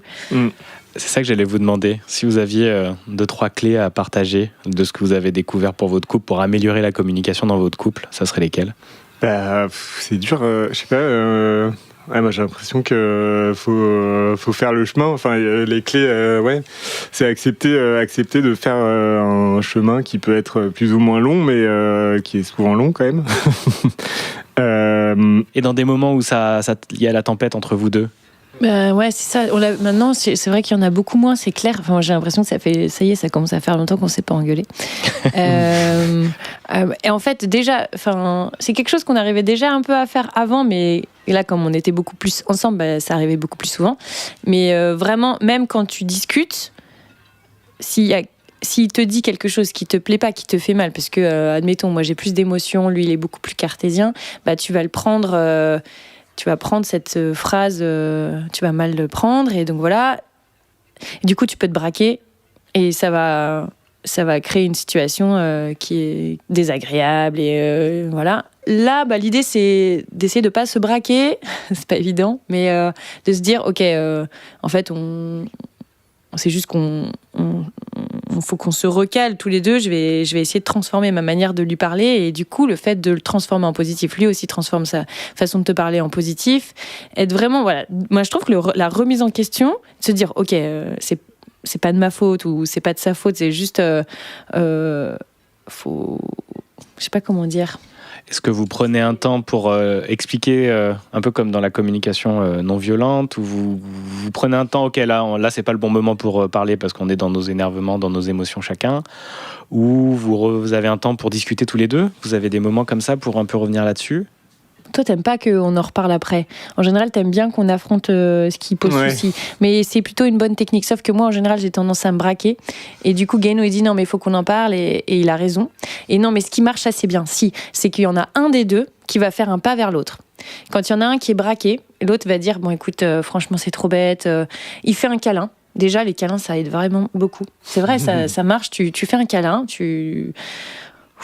ça fait redescendre vraiment la pression. T'étais monté en pression comme ça, et hop, tu commences par un câlin. Puis en fait, après, du coup, t'es en mesure, t'es capable de parler plus gentiment et de dire ok, t'as eu raison là-dessus. Je pense que je t'ai un peu mal parlé, c'était pas très sympa. Enfin, tu vois, chacun fait, en faisant un pas vers l'autre, et l'autre fait un pas à nouveau vers l'autre. C'est un peu comme dans une boutique, quand t'as un client qui arrive et qui te parle trop mal, t'as pas très envie de le servir bien. Par contre, si tu lui fais tout d'un coup un grand sourire, le client, il va forcément se transformer. Il va aussi faire un sourire, ou en général, ça marche hyper bien. Et moi, je faisais ça quand j'avais fait mon stage commercial. Et c'était vraiment hyper drôle comme exercice. T'as vraiment le client qui arrive et il est là, ouais, je voudrais ça. Et donc toi, tu te dis, je peux le prendre en grippe, ou tu peux te dire... je lui fais un grand sourire, mais bien sûr, pas de problème. Et en général, il change son attitude. Ça marche quand même pas mal comme ça aussi dans le couple. Ouais, parce que c'est aussi les neurones miroirs, et qu'effectivement, c'est hyper puissant, un sourire, un bonjour, ou donner encore plus d'amour envers quelqu'un qui arrive avec toute ce... Ouais. Tu peux pas engueuler quelqu'un qui te fait un grand sourire, quoi. Ouais, c'est difficile, mais... Et toi, Guéno ? Ouais, je crois que j'en suis pas encore au stade de devenir coach bien-être pour des couples. Mais non, mais c'est ce qui est super, c'est de surtout en affrontant. Et puis c'est pas seulement 9 mois, parce que la préparation du projet, c'était aussi hyper intense. Le chantier de rénovation du bateau, c'était un truc de dingue. Dans lequel c'était dur. Moi j'étais quand même pas tout le temps hyper en forme, donc on s'est soutenu dans toutes ces épreuves. Anne-Laure, la transmission aussi de ses responsabilités, son boulot, pour que le départ se passe dans des bonnes conditions. Enfin, il y a toutes ces difficultés, elles nous ont forcément elles nous ont mis un petit peu dans des moments où on n'était pas forcément à l'aise, et du coup on s'est soutenu, et je pense que voilà, au fur et à mesure, ouais, le fait de répéter un petit peu à chaque fois toutes ces petites boucles de je suis pas bien, pourquoi, d'explications, de prendre le temps de se parler, il y en a un qui se braque, mais on arrive à le débraquer parce qu'on prend le temps. Enfin, au fur et à mesure, on a vraiment une grande confiance dans notre capacité à s'aider l'un l'autre. Et là où, je pense que ce qu'on a fait là, on aurait mis 10 ans à le faire dans notre vie quotidienne, où le boulot prend beaucoup plus de temps. Et donc quelque part, ouais, c'est un peu vivre en accéléré le processus qu'on aurait vécu à terre, je pense. Et des fois, ça fait peur. Hein. C'est vrai que tu te dis, waouh, ah ouais, là, on se comprend vraiment pas, mince. Dans le milieu de l'Atlantique. Ouais, non, mais tu te dis, de quel côté ça va évoluer, quoi. Enfin, est-ce qu'on va réussir à avancer dans le bon sens ou pas. Enfin, forcément, il y a des moments de doute. Et non, c'est génial de voir que après tous ces mois de projet, on se sent vraiment mieux et plus soudé, et qu'il y a encore plus d'amour, et que c'est du solide. Et c'est vrai que ça, c'est génial. Enfin, ça donne une super confiance en nous, et puis d'autant plus de bienveillance et d'écoute, quoi. Et d'écoute, ouais. Et donc, on pourrait conseiller aux couples qui nous écoutent de prendre ce shot accéléré, de partir en voyage ensemble, d'avoir toutes les contraintes et le stress de la vie, mais vraiment réunis en peu de temps, et puis de s'écouter, de prendre le temps, et du coup, de faire grandir leur amour beaucoup plus vite que dans le quotidien. Ouais, je pense que... moi, j'ai l'impression que c'est... qu'on fait pas des projets comme ça par hasard. Enfin, quelque part, tous les gens qui se lancent... dans ce genre d'aventure, c'est qu'ils ont envie d'évoluer plus vite dans leur relation de famille, dans leur vie de couple. Je pense que il y a forcément une motivation de cet ordre-là derrière. Sinon, si t'es parfaitement en équilibre et parfaitement heureux dans ta vie quotidienne, c'est vrai que t'as peut-être plus tendance à y rester. Je sais pas si je conseillerais ça à tout le monde, franchement. Vous en aviez conscience, vous, justement, que vous alliez travailler votre relation de couple en partant, ou c'est arrivé après, ça? Pas non, forcément. Moi, je n'avais pas conscience. Ouais. Non, franchement, parce qu'on on avait déjà l'impression de se sentir quand même fort, quoi, dans notre relation de couple. Ouais, après, quand on a parlé à des familles avec qui ça s'est bien passé, ça ressort pas forcément tout de suite. Mais par contre, il y a quand même plein de familles aussi qui se séparent. Hein. C'est le côté pas facile. Mon entraîneur d'habitable quand j'étais au lycée, que j'ai retrouvé en Martinique quand on a acheté le bateau, qui nous a vachement aidé sur la préparation. Lui, il est parti en famille aussi. Pendant le voyage, ils ont fait 2 enfants, et au final, ils se sont séparés parce que le voyage leur a aussi montré qu'ils avaient envie d'une vie différente, et qu'ils étaient plus heureux en vivant séparément. Et ça, c'est des histoires assez classiques aussi. Enfin, il y a beaucoup, on en rencontre pas mal. Donc ça, c'était c'était quand même quelque chose qu'on avait un petit peu en tête, et du coup, en partant, on se disait qu'il y avait un enjeu aussi fort là-dessus, hein, forcément. Donc le voyage comme un accélérateur et un révélateur relationnel, en fait, quoi. Ouais, oui, c'est clair. Et tant mieux. Mais après, je pense qu'il y a des familles qui le voient pas forcément comme ça. C'est quand tu prends juste une année, tu peux aussi te dire c'est une parenthèse, et on se fait une année de kiff, une année de vacances, et du coup. Peut-être que dans ce cas précis, tu te poses aucune question parce que tu sais que tu vas retrouver ta vie d'avant, et du coup, tu pars juste kiffer, quoi. Tu donnes une clé, j'ai l'impression, essentielle, c'est que le voyage, oui, mais aussi en ayant conscience que c'est un voyage, mais c'est pas une parenthèse. C'est vraiment une nouvelle vie qui commence on remet tout en question. En tout cas, on va dans cette direction-là. Je pense que tu peux pas imposer ça. Enfin, tu vois, je connais pas mal de personnes qui vont partir l'année prochaine, et je sais pas dans quel état d'esprit ils sont pour partir. Est-ce qu'ils sont dans un état d'esprit de parenthèse, genre on se fait 9 mois ou 12 mois de kiff, ou est-ce que on est dans cette idée que le voyage va nous changer? Je pense qu'on peut pas... Est-ce que tu aurais envie de leur conseiller de pas forcément de mettre une date retour ou alors juste de vivre? Qu'est-ce que vous aurez envie de leur conseiller à ces gens qui partent justement là? Franchement, aucune idée. Enfin, c'est dur de savoir. Ils feront leur chemin. Je pense qu'il y a des avantages dans les deux cas. Et ouais, la solution de sécuriser le retour, elle a aussi plein d'avantages parce que ça te tranquillise sur pas mal de peurs que tu peux avoir, de qu'est-ce que je vais devenir, quelle est mon identité, où est-ce que mes enfants vont grandir après. C'est sûr que c'est sécurisant de se dire j'ai un point de chute, j'ai une maison, une école qui attend mes enfants, un boulot qui m'attend au retour. C'est sûr que c'est... Ouais, je pense que ça a un côté très sécurisant. Nous, c'est vrai qu'on avait vraiment envie de se servir du bateau et de ce projet-là comme un outil pour changer. Et ça ne veut pas dire qu'on ne reviendra pas ici. On aime beaucoup la Bretagne, on aime beaucoup nos familles et nos amis.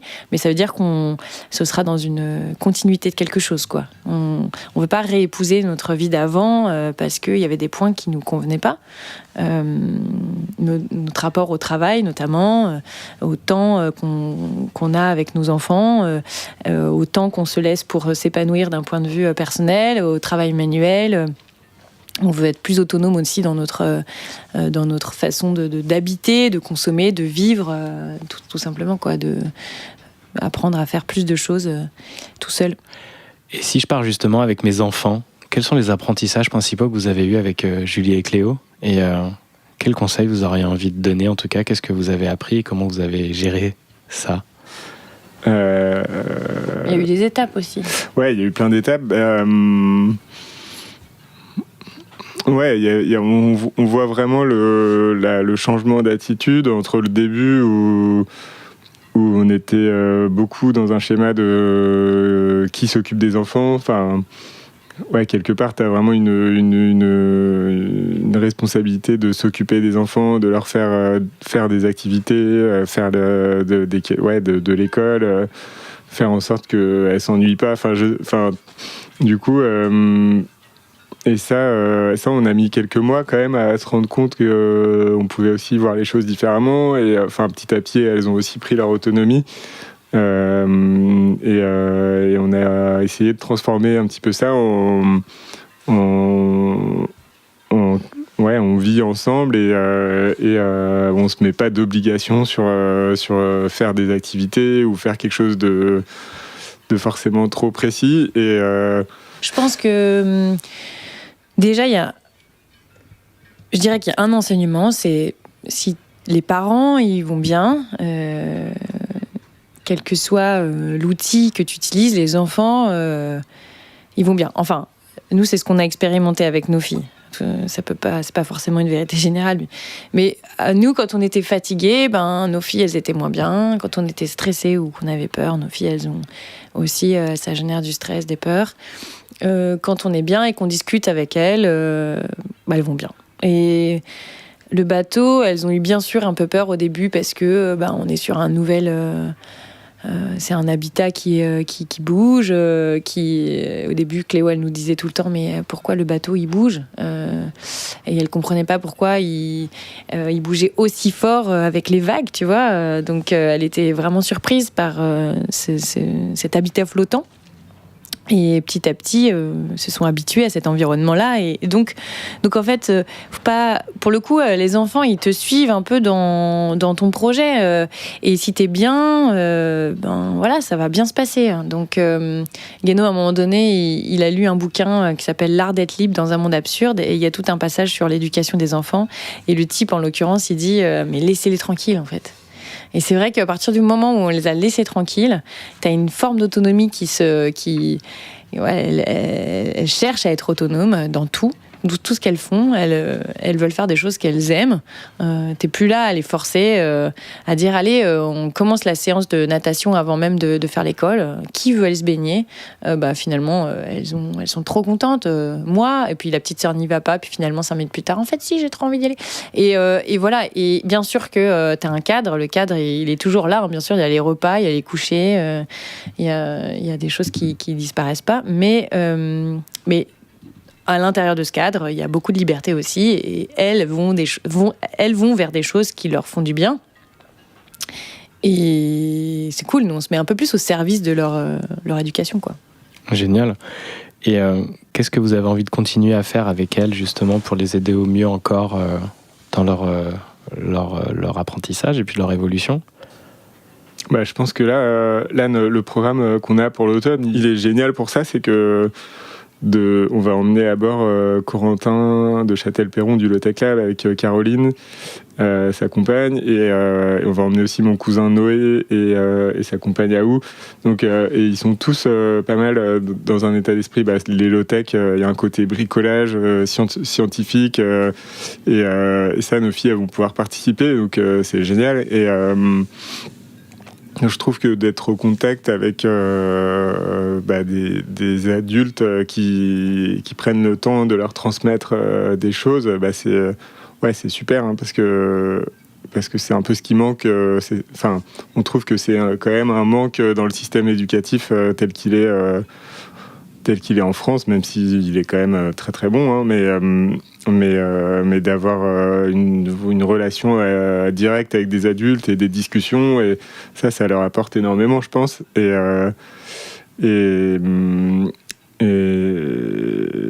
Donc déjà ce côté-là, il est super à continuer. Et puis après, c'est bien aussi d'alterner avec des phases où elles ont des enfants de leur âge à bord, ou alors des phases aussi où on va prendre le temps d'aller à terre, peut-être de faire des rencontres avec des écoles, voire même de les mettre à l'école pendant, 15 jours, un mois. Ça peut être aussi des super moments. On va essayer de s'organiser un peu plus sur des phases qui vont permettre de trouver un équilibre pour chacun. Je pense que là, il y a vraiment du potentiel pour que tout le monde s'épanouisse au mieux. En tout cas, l'idée, c'est qu'elle soit vraiment intégrée à notre vie de famille à bord de Zai Zai, et pas qu'elle soit juste annexe à cette vie, dans le sens, ce sont les enfants, il faut qu'on leur fasse des cours spécifiques, d'école, etc. Non, là, en fait, la vie à bord de Zai Zai, c'est déjà une école à part entière, puisqu'il faut faire à manger, il faut s'habiller tout seul, même parfois ça bouge, donc il faut quand même réussir à être en équilibre dans le bateau. Il faut aussi participer un peu à la technique, malgré tout. Il y a un peu de bricolage. En transat, il faut réparer des choses. On fait des ateliers théâtre. Là, on va faire des ateliers low-tech, du coup, avec Coco, mais il y aura sûrement des discussions, parce que, en fait, Noé, il est biologiste, et pour nous, c'est un jeune, puisqu'il a une dizaine d'années de moins que nous, et il est super intéressant. Sa compagne aussi, ils sont super joyeux, et ils ont envie d'aller en Polynésie, que par des moyens qui ne sont pas l'avion, et du coup sans énergie fossile. Donc là, on commence avec eux en bateau, peut-être qu'on va les emmener jusqu'en Polynésie, et d'être au contact de toute cette d'être dans cet univers-là avec nous, de le vivre vraiment. En fait, on apprend à mieux les connaître et à les aider à devenir elles, et si possible, qu'elles aient toujours un peu plus de curiosité, de courage et d'envie de mordre la vie à pleines dents, quoi. Et donc en plus, par toutes ces expériences directes, comme on en parlait dans un épisode de Zai Zai, elles sont confrontées à plein de styles de vie différents, de personnes différentes, de pays différents, et comme ça elles peuvent choisir ce qui est le plus juste pour elles, en fait, pour devenir vraiment elles-mêmes sans être trop influencées par une seule type de culture, quoi. Ouais, carrément. Ouais, c'est vrai que c'est un peu... je trouve ça assez flippant de se dire que nos filles, elles peuvent n'avoir que nous comme exemple. Et je trouve ça intéressant. Là, on l'a vraiment ressenti sur la Transat Retour, le fait d'avoir Kat et Gabi, et avec les systèmes de car, elles s'occupaient presque autant des filles que nous. Et elles avaient d'autres exemples. Et Gabi, elle est passionnée de musique, par exemple. Elle allait beaucoup chanter. Elles ont fait beaucoup de chansons ensemble. Avec Kat, elles ont lu énormément.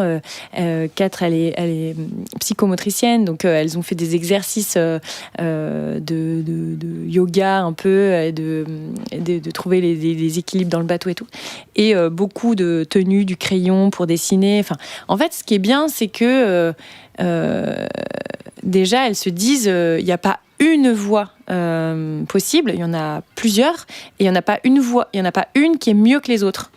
Et donc, d'essayer de faire en sorte qu'elles n'aient pas direct des a priori, et tu vois, qu'elles soient très ouvertes, et du coup que ça soit plus facile pour elles de s'intégrer.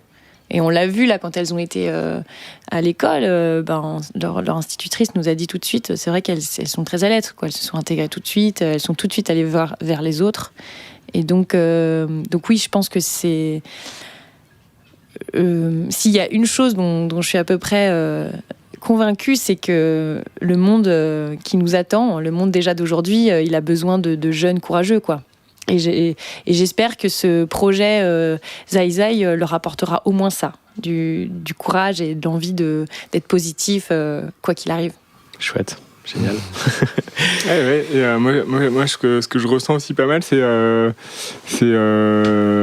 chance qu'elles ont, je trouve, dans ce projet, nos filles, c'est de pouvoir aussi participer à plein de discussions de famille où aussi elles peuvent aussi assister à des discussions qu'on a entre nous, et je pense qu'on en est arrivé à ce point-là. On s'est permis cette liberté de parler devant elles parce qu'on considère qu'on a le temps de leur expliquer pourquoi là c'était une discussion de grandes personnes. Donc, tu vois, après, on a le temps de les aider aussi à décoder un petit peu les conversations qu'elles peuvent entendre, nos conversations entre Anne-Laure et moi. Et ça, je pense que c'est assez puissant aussi de montrer à nos filles qu'on n'est pas tout le temps sûr à 100% de nos choix et qu'on se pose des questions et que, on ne sait pas forcément où est-ce qu'on vivra dans 6 mois, où est-ce qu'on habitera, de quelle façon on va gérer notre vie de famille. Et je pense que ça change vachement de la posture qu'on peut avoir quand on est à terre, où les choses sont très calées, où peut-être on leur donne plus le sentiment qu'on maîtrise parfaitement tout ce qui va se passer, quoi. Ça permet d'avoir un peu cette sagesse de l'incertain, quoi. De dire, ok, rien n'est prévu, et rien n'est là défini, mais ça va bien se passer, puis il y a toujours une solution, et de le voir au quotidien avec vous. Oui, il peut y avoir des tempêtes, il peut y avoir des choses, et puis pas le bon mouillage, pas les bonnes... on va se débrouiller, parce que ça le fait toujours, quoi. Ouais, c'est clair, ouais. Ouais, de montrer qu'on peut avoir des petites peurs, des événements imprévus, et qu'on arrive à chaque fois à les affronter, à en parler. Ça, c'est assez intéressant et vraiment puissant, je pense. Et puis qu'on n'a pas du tout la connaissance de tout. Bien au contraire, on a la connaissance de presque rien. Et que finalement, s'intéresser à tout, c'est cool d'être curieux. Et c'est vrai que nos filles, elles s'intéressent beaucoup aux livres aussi. Elles nous voient beaucoup lire, donc je pense qu'il y a ce qu'elles voient grâce à Zai Zai, mais il y a aussi cette forme de liberté grâce à la lecture. Elles ont vraiment très envie d'apprendre à lire parce que elles sentent bien que les livres, c'est aussi la découverte de plein d'autres choses. Et de se dire que même si nous, on est parents, donc on est des adultes, on peut aussi faire des erreurs, on peut aussi se tromper. Et nous, on veut juste les aider au mieux à grandir et à être heureuses. Mais on a le droit de se tromper, quoi. Et du coup, avoir une forme d'humilité, ce qui est sûrement le plus dur, quoi, dans ce projet.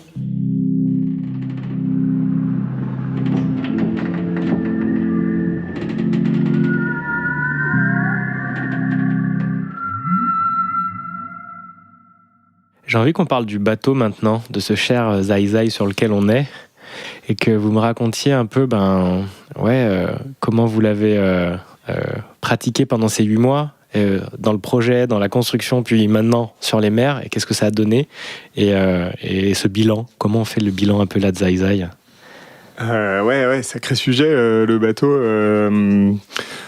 C'est un gros sujet, le bateau. C'est vrai que dans le projet, même dans la conception du projet à l'origine, en fait, on avait cette attente d'avoir un bateau qui soit pas forcément qui soit pas trop un fardeau, parce que l'objectif principal, c'est quand même le voyage en famille. Et on voulait pas que le bateau vienne polluer trop cet objectif-là, par exemple parce qu'il y aurait trop d'entretien ou parce qu'il nous coûterait trop cher et que du coup on serait stressé par le côté financier. donc au début on était pas mal dans la recherche d'un bateau assez simple, un monocoque qui coûterait pas trop cher et donc on a commencé à chercher dans cet esprit-là et on s'est rendu compte que de fil en aiguille, compte tenu de nos envies, enfin de moi aussi, mon envie de naviguer sur un bateau qui soit intéressant, avec des voiles sympas et une vitesse correcte, on a pas mal évolué vers le catamaran. Et aussi, la décision de chercher un catamaran, c'était pas mal lié au programme. En fait, on s'est rendu compte que avec des enfants, c'était quand même, enfin, c'était beaucoup plus agréable, beaucoup plus épanouissant pour eux. Et plus facile d'être dans un climat plus chaud. Donc, qui dit climat chaud dit aussi kata. Voilà, donc il y a eu tout un cheminement. Et au final, on a cherché, on voulait absolument un bateau d'occasion parce que on a l'impression qu'il y a déjà énormément de bateaux dans les ports, énormément de bateaux qui ne sont pas forcément utilisés, et de construire un nouveau bateau, d'un point de vue écologique, et ça nous semblait un petit peu dingue. On a quand même essuyé deux ou trois échecs dans l'achat de bateaux, et au final on a trouvé Zai Zai, qui s'appelait pas encore Zai Zai, mais sur lequel on a bien flashé parce qu'il remplissait pas mal de nos conditions, qu'il est de conception assez simple, qu'il est léger, qu'il est rapide, et qu'il y avait aussi un gros refit, il y avait une rénovation totale à effectuer, et ça me plaisait bien. Donc c'est ce qu'on a fait. Après, pendant un an, on a tout changé, on a tout repeint, on a refait l'électricité, la plomberie, l'électronique, on a tout démonté, tout remonté, on a changé des morceaux de structure, bref, on l'a complètement retapé, remis à neuf, et donc c'était un énorme chantier, et au final le bilan est super bon. Je trouve qu'on n'a pas eu de gros bugs. En tout cas, à notre voyage, on n'a jamais été empêché de naviguer dans notre voyage, et à cause du bateau, on a eu des petits soucis à droite à gauche, mais qu'on a toujours réussi à résoudre assez rapidement. Donc là-dessus, moi, je suis vraiment ravi. On était quand même, quand tu fais une rénovation aussi importante, tu peux avoir des mauvaises surprises, des choses que tu as changées qui finalement n'étaient pas les bons choix, et qui font que si tu n'as plus de safran par exemple, pendant ça peut durer 2 mois où tu cherches à en fabriquer des nouveaux. On a vu des gens qui étaient dans ce cas-là, et mine de rien, ça te change énormément ton projet de voyage, alors que non, là on a été vraiment... on a toujours eu un bateau qui était fonctionnel et puis agréable à naviguer, rapide, et puis surtout la vie à bord aussi. La luminosité du bateau est super sympa. L'espace de vie est vraiment très agréable. Quand on a du monde à bord, c'est pareil. On a une coque par famille, ou une coque pour les invités, une coque pour nous. Donc tout ça, on trouve que c'est vraiment le bateau parfait pour voyager en famille. Mais de choisir un kata, on savait que ça allait aussi changer la dimension de notre projet. Si on avait eu un monocoque, on aurait simplement fait un projet peut-être juste pour nous. Et on savait que on n'avait pas envie de faire ce projet juste pour nous. On a quand même peut-être, je sais pas si on peut dire une valeur, mais tous les deux on aime vraiment la convivialité, on aime partager nos passions. Donc on savait qu'on avait envie que les gens viennent à bord, que ce soit nos familles, nos amis, et à terme faire découvrir cette passion à d'autres personnes. Et donc c'est aussi pour ça qu'on s'était orienté vers le kata, parce que forcément grâce à un kata tu as 2 coques, et donc tu peux faire venir du monde, quoi. Ce qui n'est pas forcément le cas avec le monocoque. Et donc au départ on avait quand même un budget, tu vois, on a fait un peu un business plan de famille, c'est-à-dire qu'il y avait une partie où on n'aurait pas d'activité, et une partie du temps où on utiliserait ce bateau comme un outil qui nous permettrait de gagner notre vie, en fait, tout simplement. Et on a fait plus de travaux que prévu. Donc, on se retrouve à devoir faire plus de chiffre d'affaires que prévu.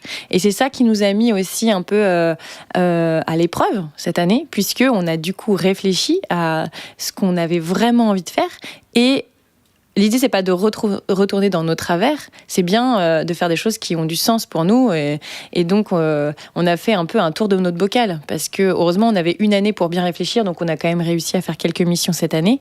Des missions, ne serait-ce que d'accompagner la Mini Transat, des choses comme ça qui nous permettent du coup que le bateau soit au service d'autre chose, quelque chose d'extérieur. Et là, pour l'année prochaine, on y voit un peu plus clair sur ce qu'on veut faire et la manière dont on a envie de le faire. Parce qu'à un moment donné, il était question de lancer des séjours pédagogiques à bord. Et en fait, comme nous-mêmes, on n'y voyait pas clair sur ce qu'on voulait faire, comment tu peux proposer une activité si même toi, tu ne sais pas où tu vas, quoi. Donc, c'était pas possible. Et donc Zai Zai est vraiment au cœur en fait de tout le projet, famille, professionnel, et puis il est construit d'une manière effectivement à avoir cet espace de vie en premier, donc la convivialité, mais des espaces séparés si on en a besoin. Et donc en plus il a passé donc toutes les étapes. Il n'y a rien à changer sur Zai Zai, il y a juste maintenant à se dire ok, on peut faire tout ça, on l'a vu, et donc l'étape d'après c'est d'aller développer la suite, mais on garde le bateau tel qu'il est. Ouais, exactement. Ouais, exactement. J'arrive petit à petit à lâcher mes vieux démons d'optimiseur de bateaux et il y a un moment je voulais mettre un mât carbone, des dérives, des foils, des foils. Mais non, ça y est, ça, je commence à guérir petit à petit. Acceptation. J'arrive à accepter. Non, mais ouais, le bateau il est génial. Il est à un niveau qui est largement suffisant pour faire un tour du monde ou 2 tours du monde ou peut-être 3 tours du monde tellement non, on a quand même été assez loin dans la fiabilité, dans les détails et c'est génial, ça nous permet d'envisager vraiment plein de choses et je pense que dans nos choix de projets, tu parlais de séjours pédagogiques ou de charter Enfin, je pense qu'il y a plein de bonnes idées et ce qui manque, c'est un peu de nuance, un peu de lien entre toutes ces bonnes idées pour trouver le bon ton et harmoniser tout ça. Parce que c'est vrai jusqu'à maintenant, on a réfléchi, on a plusieurs fois à lancer des activités d'accueillir du monde à bord mais en fait quand ça vient comme un cheveu sur la soupe on se rend compte que c'est pas bon et qu'on a vraiment besoin d'écrire une histoire globale et que dans cette histoire on va pouvoir accueillir nos familles, nos amis à certains moments et ça pourrait être pour nous aider, enfin ça pourrait être pour participer au projet, je pense, et c'est là où ça va prendre tout son sens. On est juste à côté, Guénaud, d'un ancien bateau avec lequel tu as fait le tour du monde. C'est un ultime, il est immense. Et là, on est dans Zai Zai. Et j'aurais aimé vraiment avoir la différence pour toi de faire un tour du monde avec Zai Zai et avec ce type de bateau. Est-ce que tu y retrouverais du sens à le faire actuellement de nouveau, ou en fait pour toi ce sens il est vraiment plus en famille et à un rythme beaucoup moins rapide que celui-ci? Ouais, c'est marrant le parallèle, en tout cas c'est rigolo de se retrouver à côté de ce bateau sur lequel j'ai passé quand même j'ai fait 2 tours du monde, donc en tout 90 jours de mer c'est des super souvenirs et c'est vrai que de naviguer sur Zai Zai, moi ça m'apporte aussi énormément, ça nourrit énormément ma passion du réglage de voile, de choisir sa trajectoire au milieu des phénomènes météorologiques. Il y a plein d'aspects de la navigation sportive que je retrouve aussi dans la navigation sur Zai Zai. La navigation en course sur un ultime comme IDEC, c'est quelque chose qui m'intéresse toujours. Mais qui n'est plus une obsession, une monomaniaquerie, je sais pas comment on peut dire, parce qu'aujourd'hui ce projet en famille, il prend clairement le dessus et alors je sais pas si c'est pour 10 ans, 15 ans ou 2 ans ou 1 an. En tout cas, pour l'instant, c'est vraiment ce projet en famille qui prédomine. Et après, ça nourrit aussi pas mal de réflexions, parce que retourner sur un ultime, naviguer en équipage autour du monde, ça fait partie des choses qui restent un petit peu dans un coin de ma tête. Le côté aussi naviguer dans un cadre confortable et peut-être un peu plus équilibré d'un point de vue social. Et je trouve que ça apporte pas mal d'idées sur qu'est-ce qui manque. parce que c'est vrai que on est un peu des bourrins quand même quand on fait le tour du monde à 6 sur un trimaran de 30 mètres tout en carbone et qu'on dort avec des boules caisses et qu'on mange des lyophilisés. C'est quand même, on pousse le truc assez loin. Et est-ce qu'il n'y a pas des petites pistes d'amélioration de la vie à bord? Enfin, il y a forcément, en fait, même j'en suis sûr, il y a plein de pistes d'amélioration de la vie à bord quand tu es en équipage comme ça sur un bateau de course.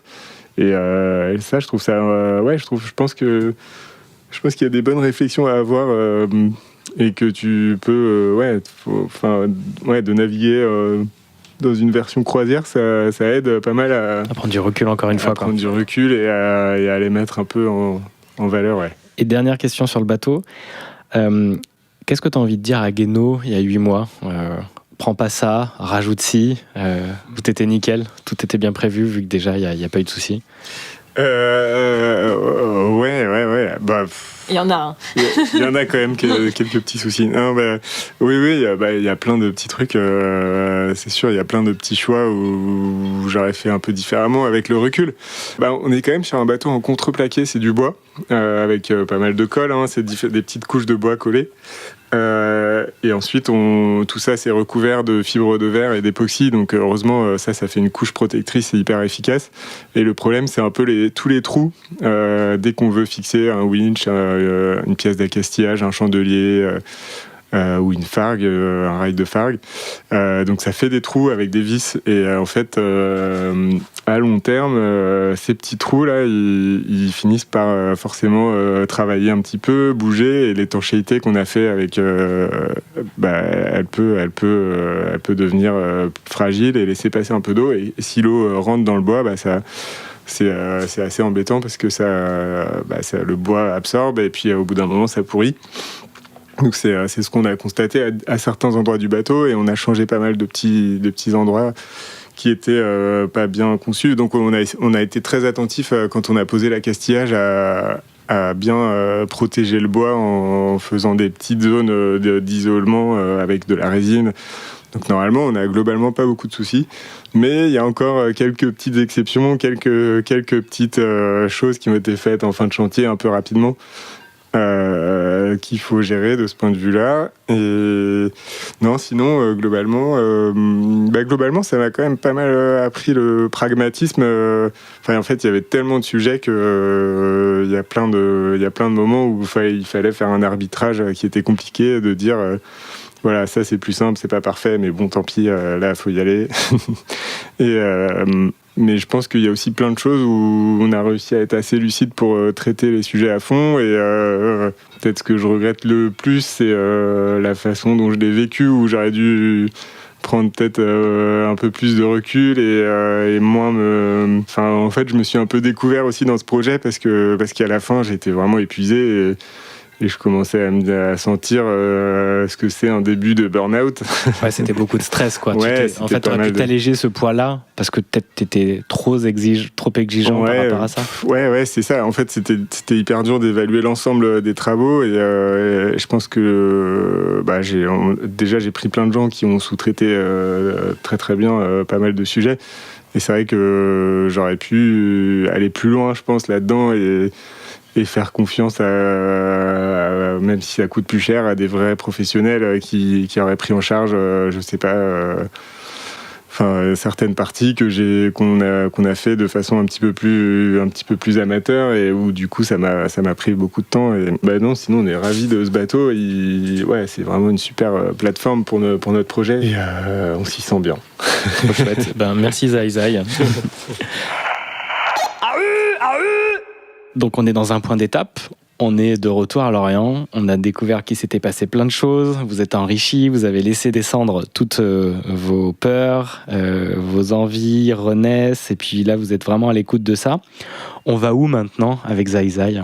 On va toujours au même endroit, mais le sens est le même. On a toujours envie d'expérimenter un nouveau mode de vie en famille. Je pense que ça n'a pas changé. On est en quête de bonheur et de sagesse un peu. Et aussi, on aimerait bien être plus sobre dans notre façon de vivre, mais de façon heureuse. On a pu vraiment définir là, grâce à ce point d'étape, puisque justement on a décanté un peu la première expérience qu'on vient de vivre. On a envie de s'accomplir et de s'aligner d'un point de vue personnel. C'est pas parce qu'on vit en famille qu'on en oublie le perso. On a vraiment envie de continuer à passer du temps de qualité avec nos filles et de leur montrer le monde. On a envie de construire un noyau familial qui serait fort, solide et aussi sain. Et aussi, on a envie de documenter d'autres modes de vie en famille. Concrètement, qu'est-ce qu'on va faire ? Donc, il y a 3 choses qui nous motivent. Déjà, on a très envie d'aller à la rencontre des gens, ce qu'on a moins fait cette année, parce qu'on était à la rencontre de nous-mêmes. Donc, c'était compliqué d'être à la rencontre des gens. Pour regarder leur façon de vivre et de travailler. Ça, c'est quelque chose qui, en plus, m'intéresse, moi, beaucoup. On veut aussi mettre Zai Zai au service d'autres projets. Donc, c'était un peu le cas cette année quand on a mis Zai Zai au service de la Mini Transat pour accompagner la Mini Transat. Là, on aimerait beaucoup le faire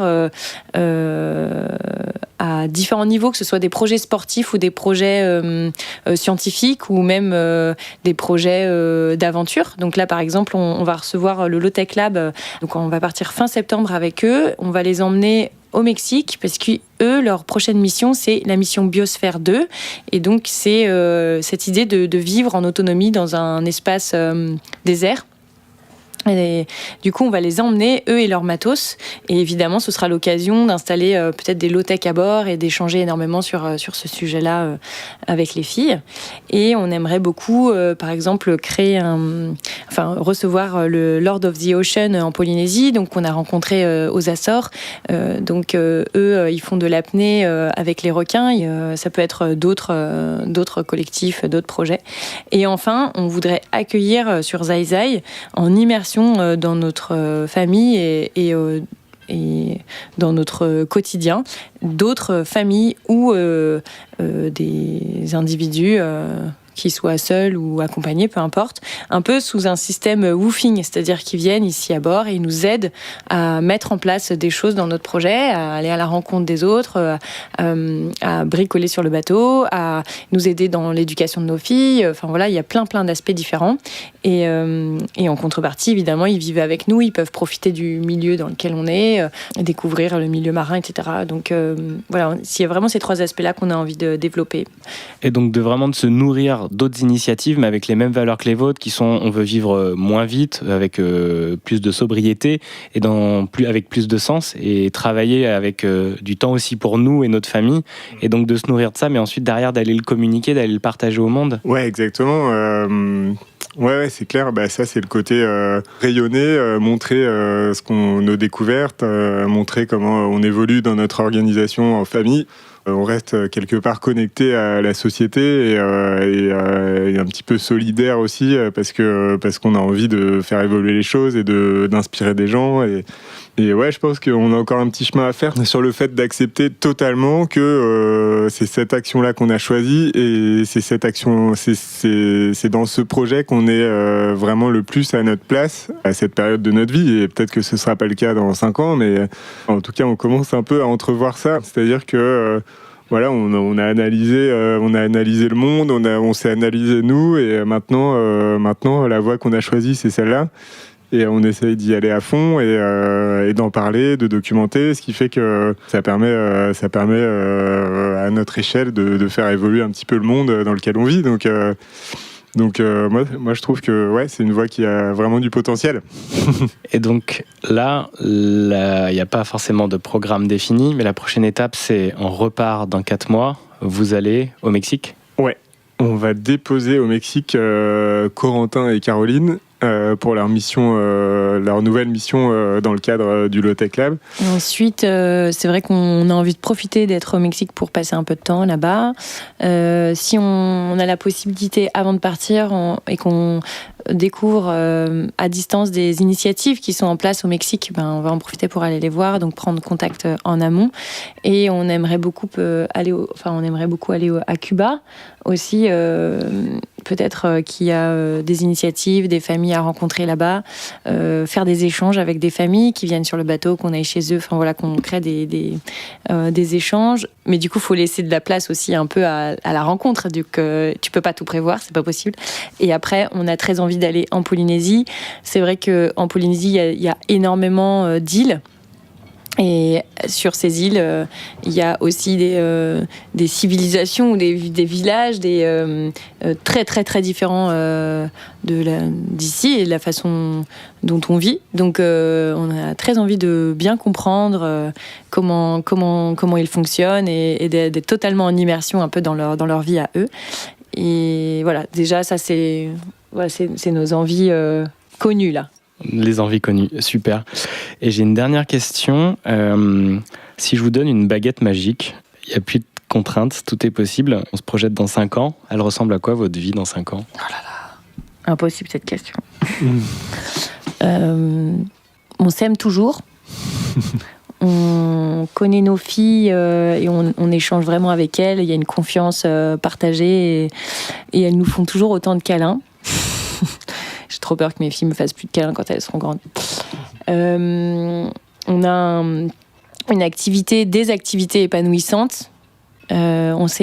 On a appris à faire un peu plus de choses. Tu vois, moi j'aimerais beaucoup.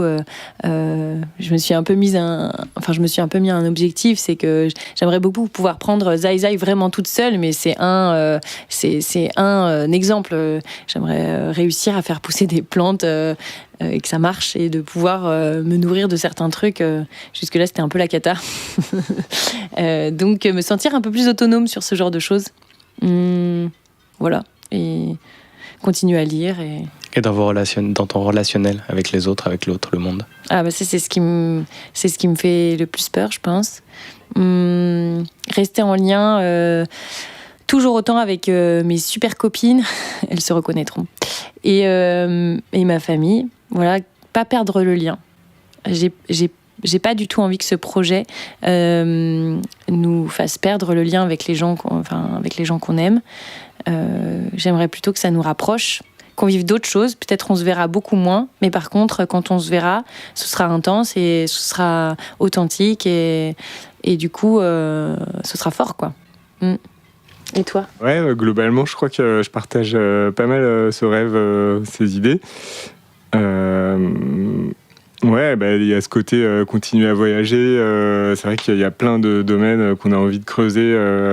La lecture, la musique, apprendre à pêcher, apprendre à naviguer à nos filles, à nager encore mieux, à plonger, à aller voir les requins. Enfin, il y a vraiment ce côté découverte de la nature et puis quelque part un peu acquérir des super pouvoirs. Je sais pas, tu vois. Julie, elle rêve d'avoir des super pouvoirs. Ouais, c'est ça. mais c'est ça un peu quand tu pêches, quand t'as réussi à pêcher ton premier poisson, c'est incroyable. Tu te sens hyper fort et c'est génial. Enfin, ce contact avec la nature, vivre dans la nature, découvrir plein d'activités qui nous reconnectent par différents moyens et puis mieux observer, mieux vivre en harmonie. Qu'on soit entièrement apaisé avec aussi certaines de nos dissonances. Ça, peut-être c'est plus moi. Guéno, ça va peut-être c'est peut-être plus facile pour lui, mais pour moi, même si on a des travers, les accepter, être ok avec ça, parce que ce que tu fais à côté, ça a beaucoup plus d'impact, et juste être plus à l'aise avec ça, parce que pour moi aujourd'hui c'est encore un peu difficile, tu vois, je fais des allers-retours, quoi. Je me fais un petit peu des nœuds, mais du coup ça, dans 5 ans, j'aimerais beaucoup que je sois entièrement, j'ai fait le pas, quoi. Moi c'est pareil, enfin je pense que peut-être ça ressort un peu moins violemment qu'à Nord, mais porter un regard aussi plus apaisé sur le monde et je trouve que déjà sur cette première boucle, c'est ce que ça nous apprend, c'est à comprendre un peu mieux la nature humaine et pourquoi on en est arrivé là, et à respecter le mode de vie qui est différent. Chacun a un mode de vie différent, et ça c'est super de de le voir de façon apaisée et respectueuse. Je pense que le mot apaisé a été le mot qui a été le plus dit dans cet épisode. On pourrait les compter. Ouais, c'est vrai. C'est clair. Et une toute dernière question. On dit souvent qu'il y a juste 2 personnes à qui on devrait penser ou on devrait essayer de plaire dans nos vies. C'est nous à 8 ans et nous à 80 ans. Et donc là, j'ai envie de vous poser la question, 80 ans, on ne sait pas, on se retrouvera, mais est-ce que la petite Anne-Laure de 8 ans qui te regarde là, comment elle est à ton avis quand elle te voit là ? Je crois que j'étais pas du tout apaisée en fait à 8 ans, déjà, tu vois. Je me torturais, je me posais des questions et j'avais aucune réponse. Bref, du coup, je faisais du sport à bloc quand j'avais pas les réponses, quoi. Tu vois, je faisais du ski à fond, on faisait de la montagne. Tu sais, tu combles, quoi. Donc moi, je le trouvais dans le sport. Mais ouais, je pense qu'elle se dirait, waouh, c'est cool cette vie là qui m'attend. Je pense qu'elle se dirait ça. Et le petit Guéno de 8 ans Le Guéno de 8 ans... le Guéno de 8 ans, ouais, je pense qu'il... Je sais pas s'il serait fier, en tout cas... en tout cas, il serait vachement intéressé par cette vie qu'on a. Et puis à 8 ans, ouais, je crois que déjà ça me faisait rêver de voyager en bateau, évidemment de faire de la course, de faire un tour du monde en bateau. Non, j'ai l'impression d'avoir coché quelques cases de mes rêves de gosse quand même. C'est sympa. Moi, à 8 ans, je rêvais déjà d'aventure à fond. Et je pense qu'à 8 ans, je suis très contente de voir que finalement ça va se passer et que j'ai trouvé quelqu'un avec qui je partage ça, quoi. Je me rends compte tous les jours que c'est une chance extraordinaire, en fait, qu'on soit en phase sur cette envie d'aventure, de remise en question, d'avoir envie de passer du temps ensemble. Enfin, quelle chance! Ça me donne envie de pleurer, tiens, tu vois. Et justement, je trouve ça très émouvant et j'ai envie de terminer là-dessus. Et merci pour ces partages parce qu'effectivement, c'est hyper important d'être en phase avec soi, mais en phase aussi avec la personne qui accompagne notre vie. Et puis d'avancer en même temps, donc ça résonne encore plus fort et ça va plus loin et plus haut, quoi. Donc bravo. Bravo à tous les deux. Ouais, merci. Merci, Julien.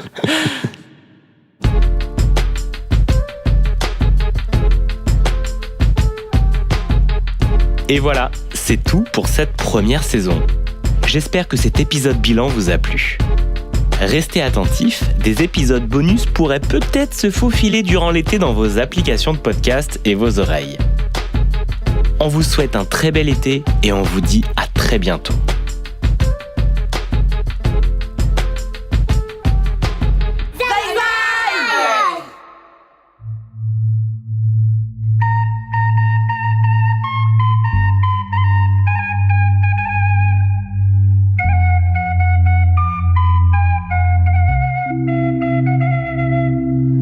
Les Dessous de Zai Zai est un podcast produit par Aventure Zai Zai. Merci à la famille Gainet pour les prises de son, à Pascal Norguet pour la composition des musiques de l'habillage et à Michel Lecor pour son morceau de flûte. La réalisation, le mixage et l'habillage sonore ont été réalisés par Julien Badoil pour Studio Juno. Vous pouvez dès à présent vous abonner au podcast sur Apple Podcast, Acast et Spotify. Si vous avez apprécié cet épisode, faites-le nous savoir en le partageant, puis en nous laissant une note maximum et un commentaire sur Apple Podcast. Nous voilà repartis pour de nouvelles aventures. Retrouvez-nous sur notre blog aventure-zaizai.fr ou sur Instagram aventure.zaizai.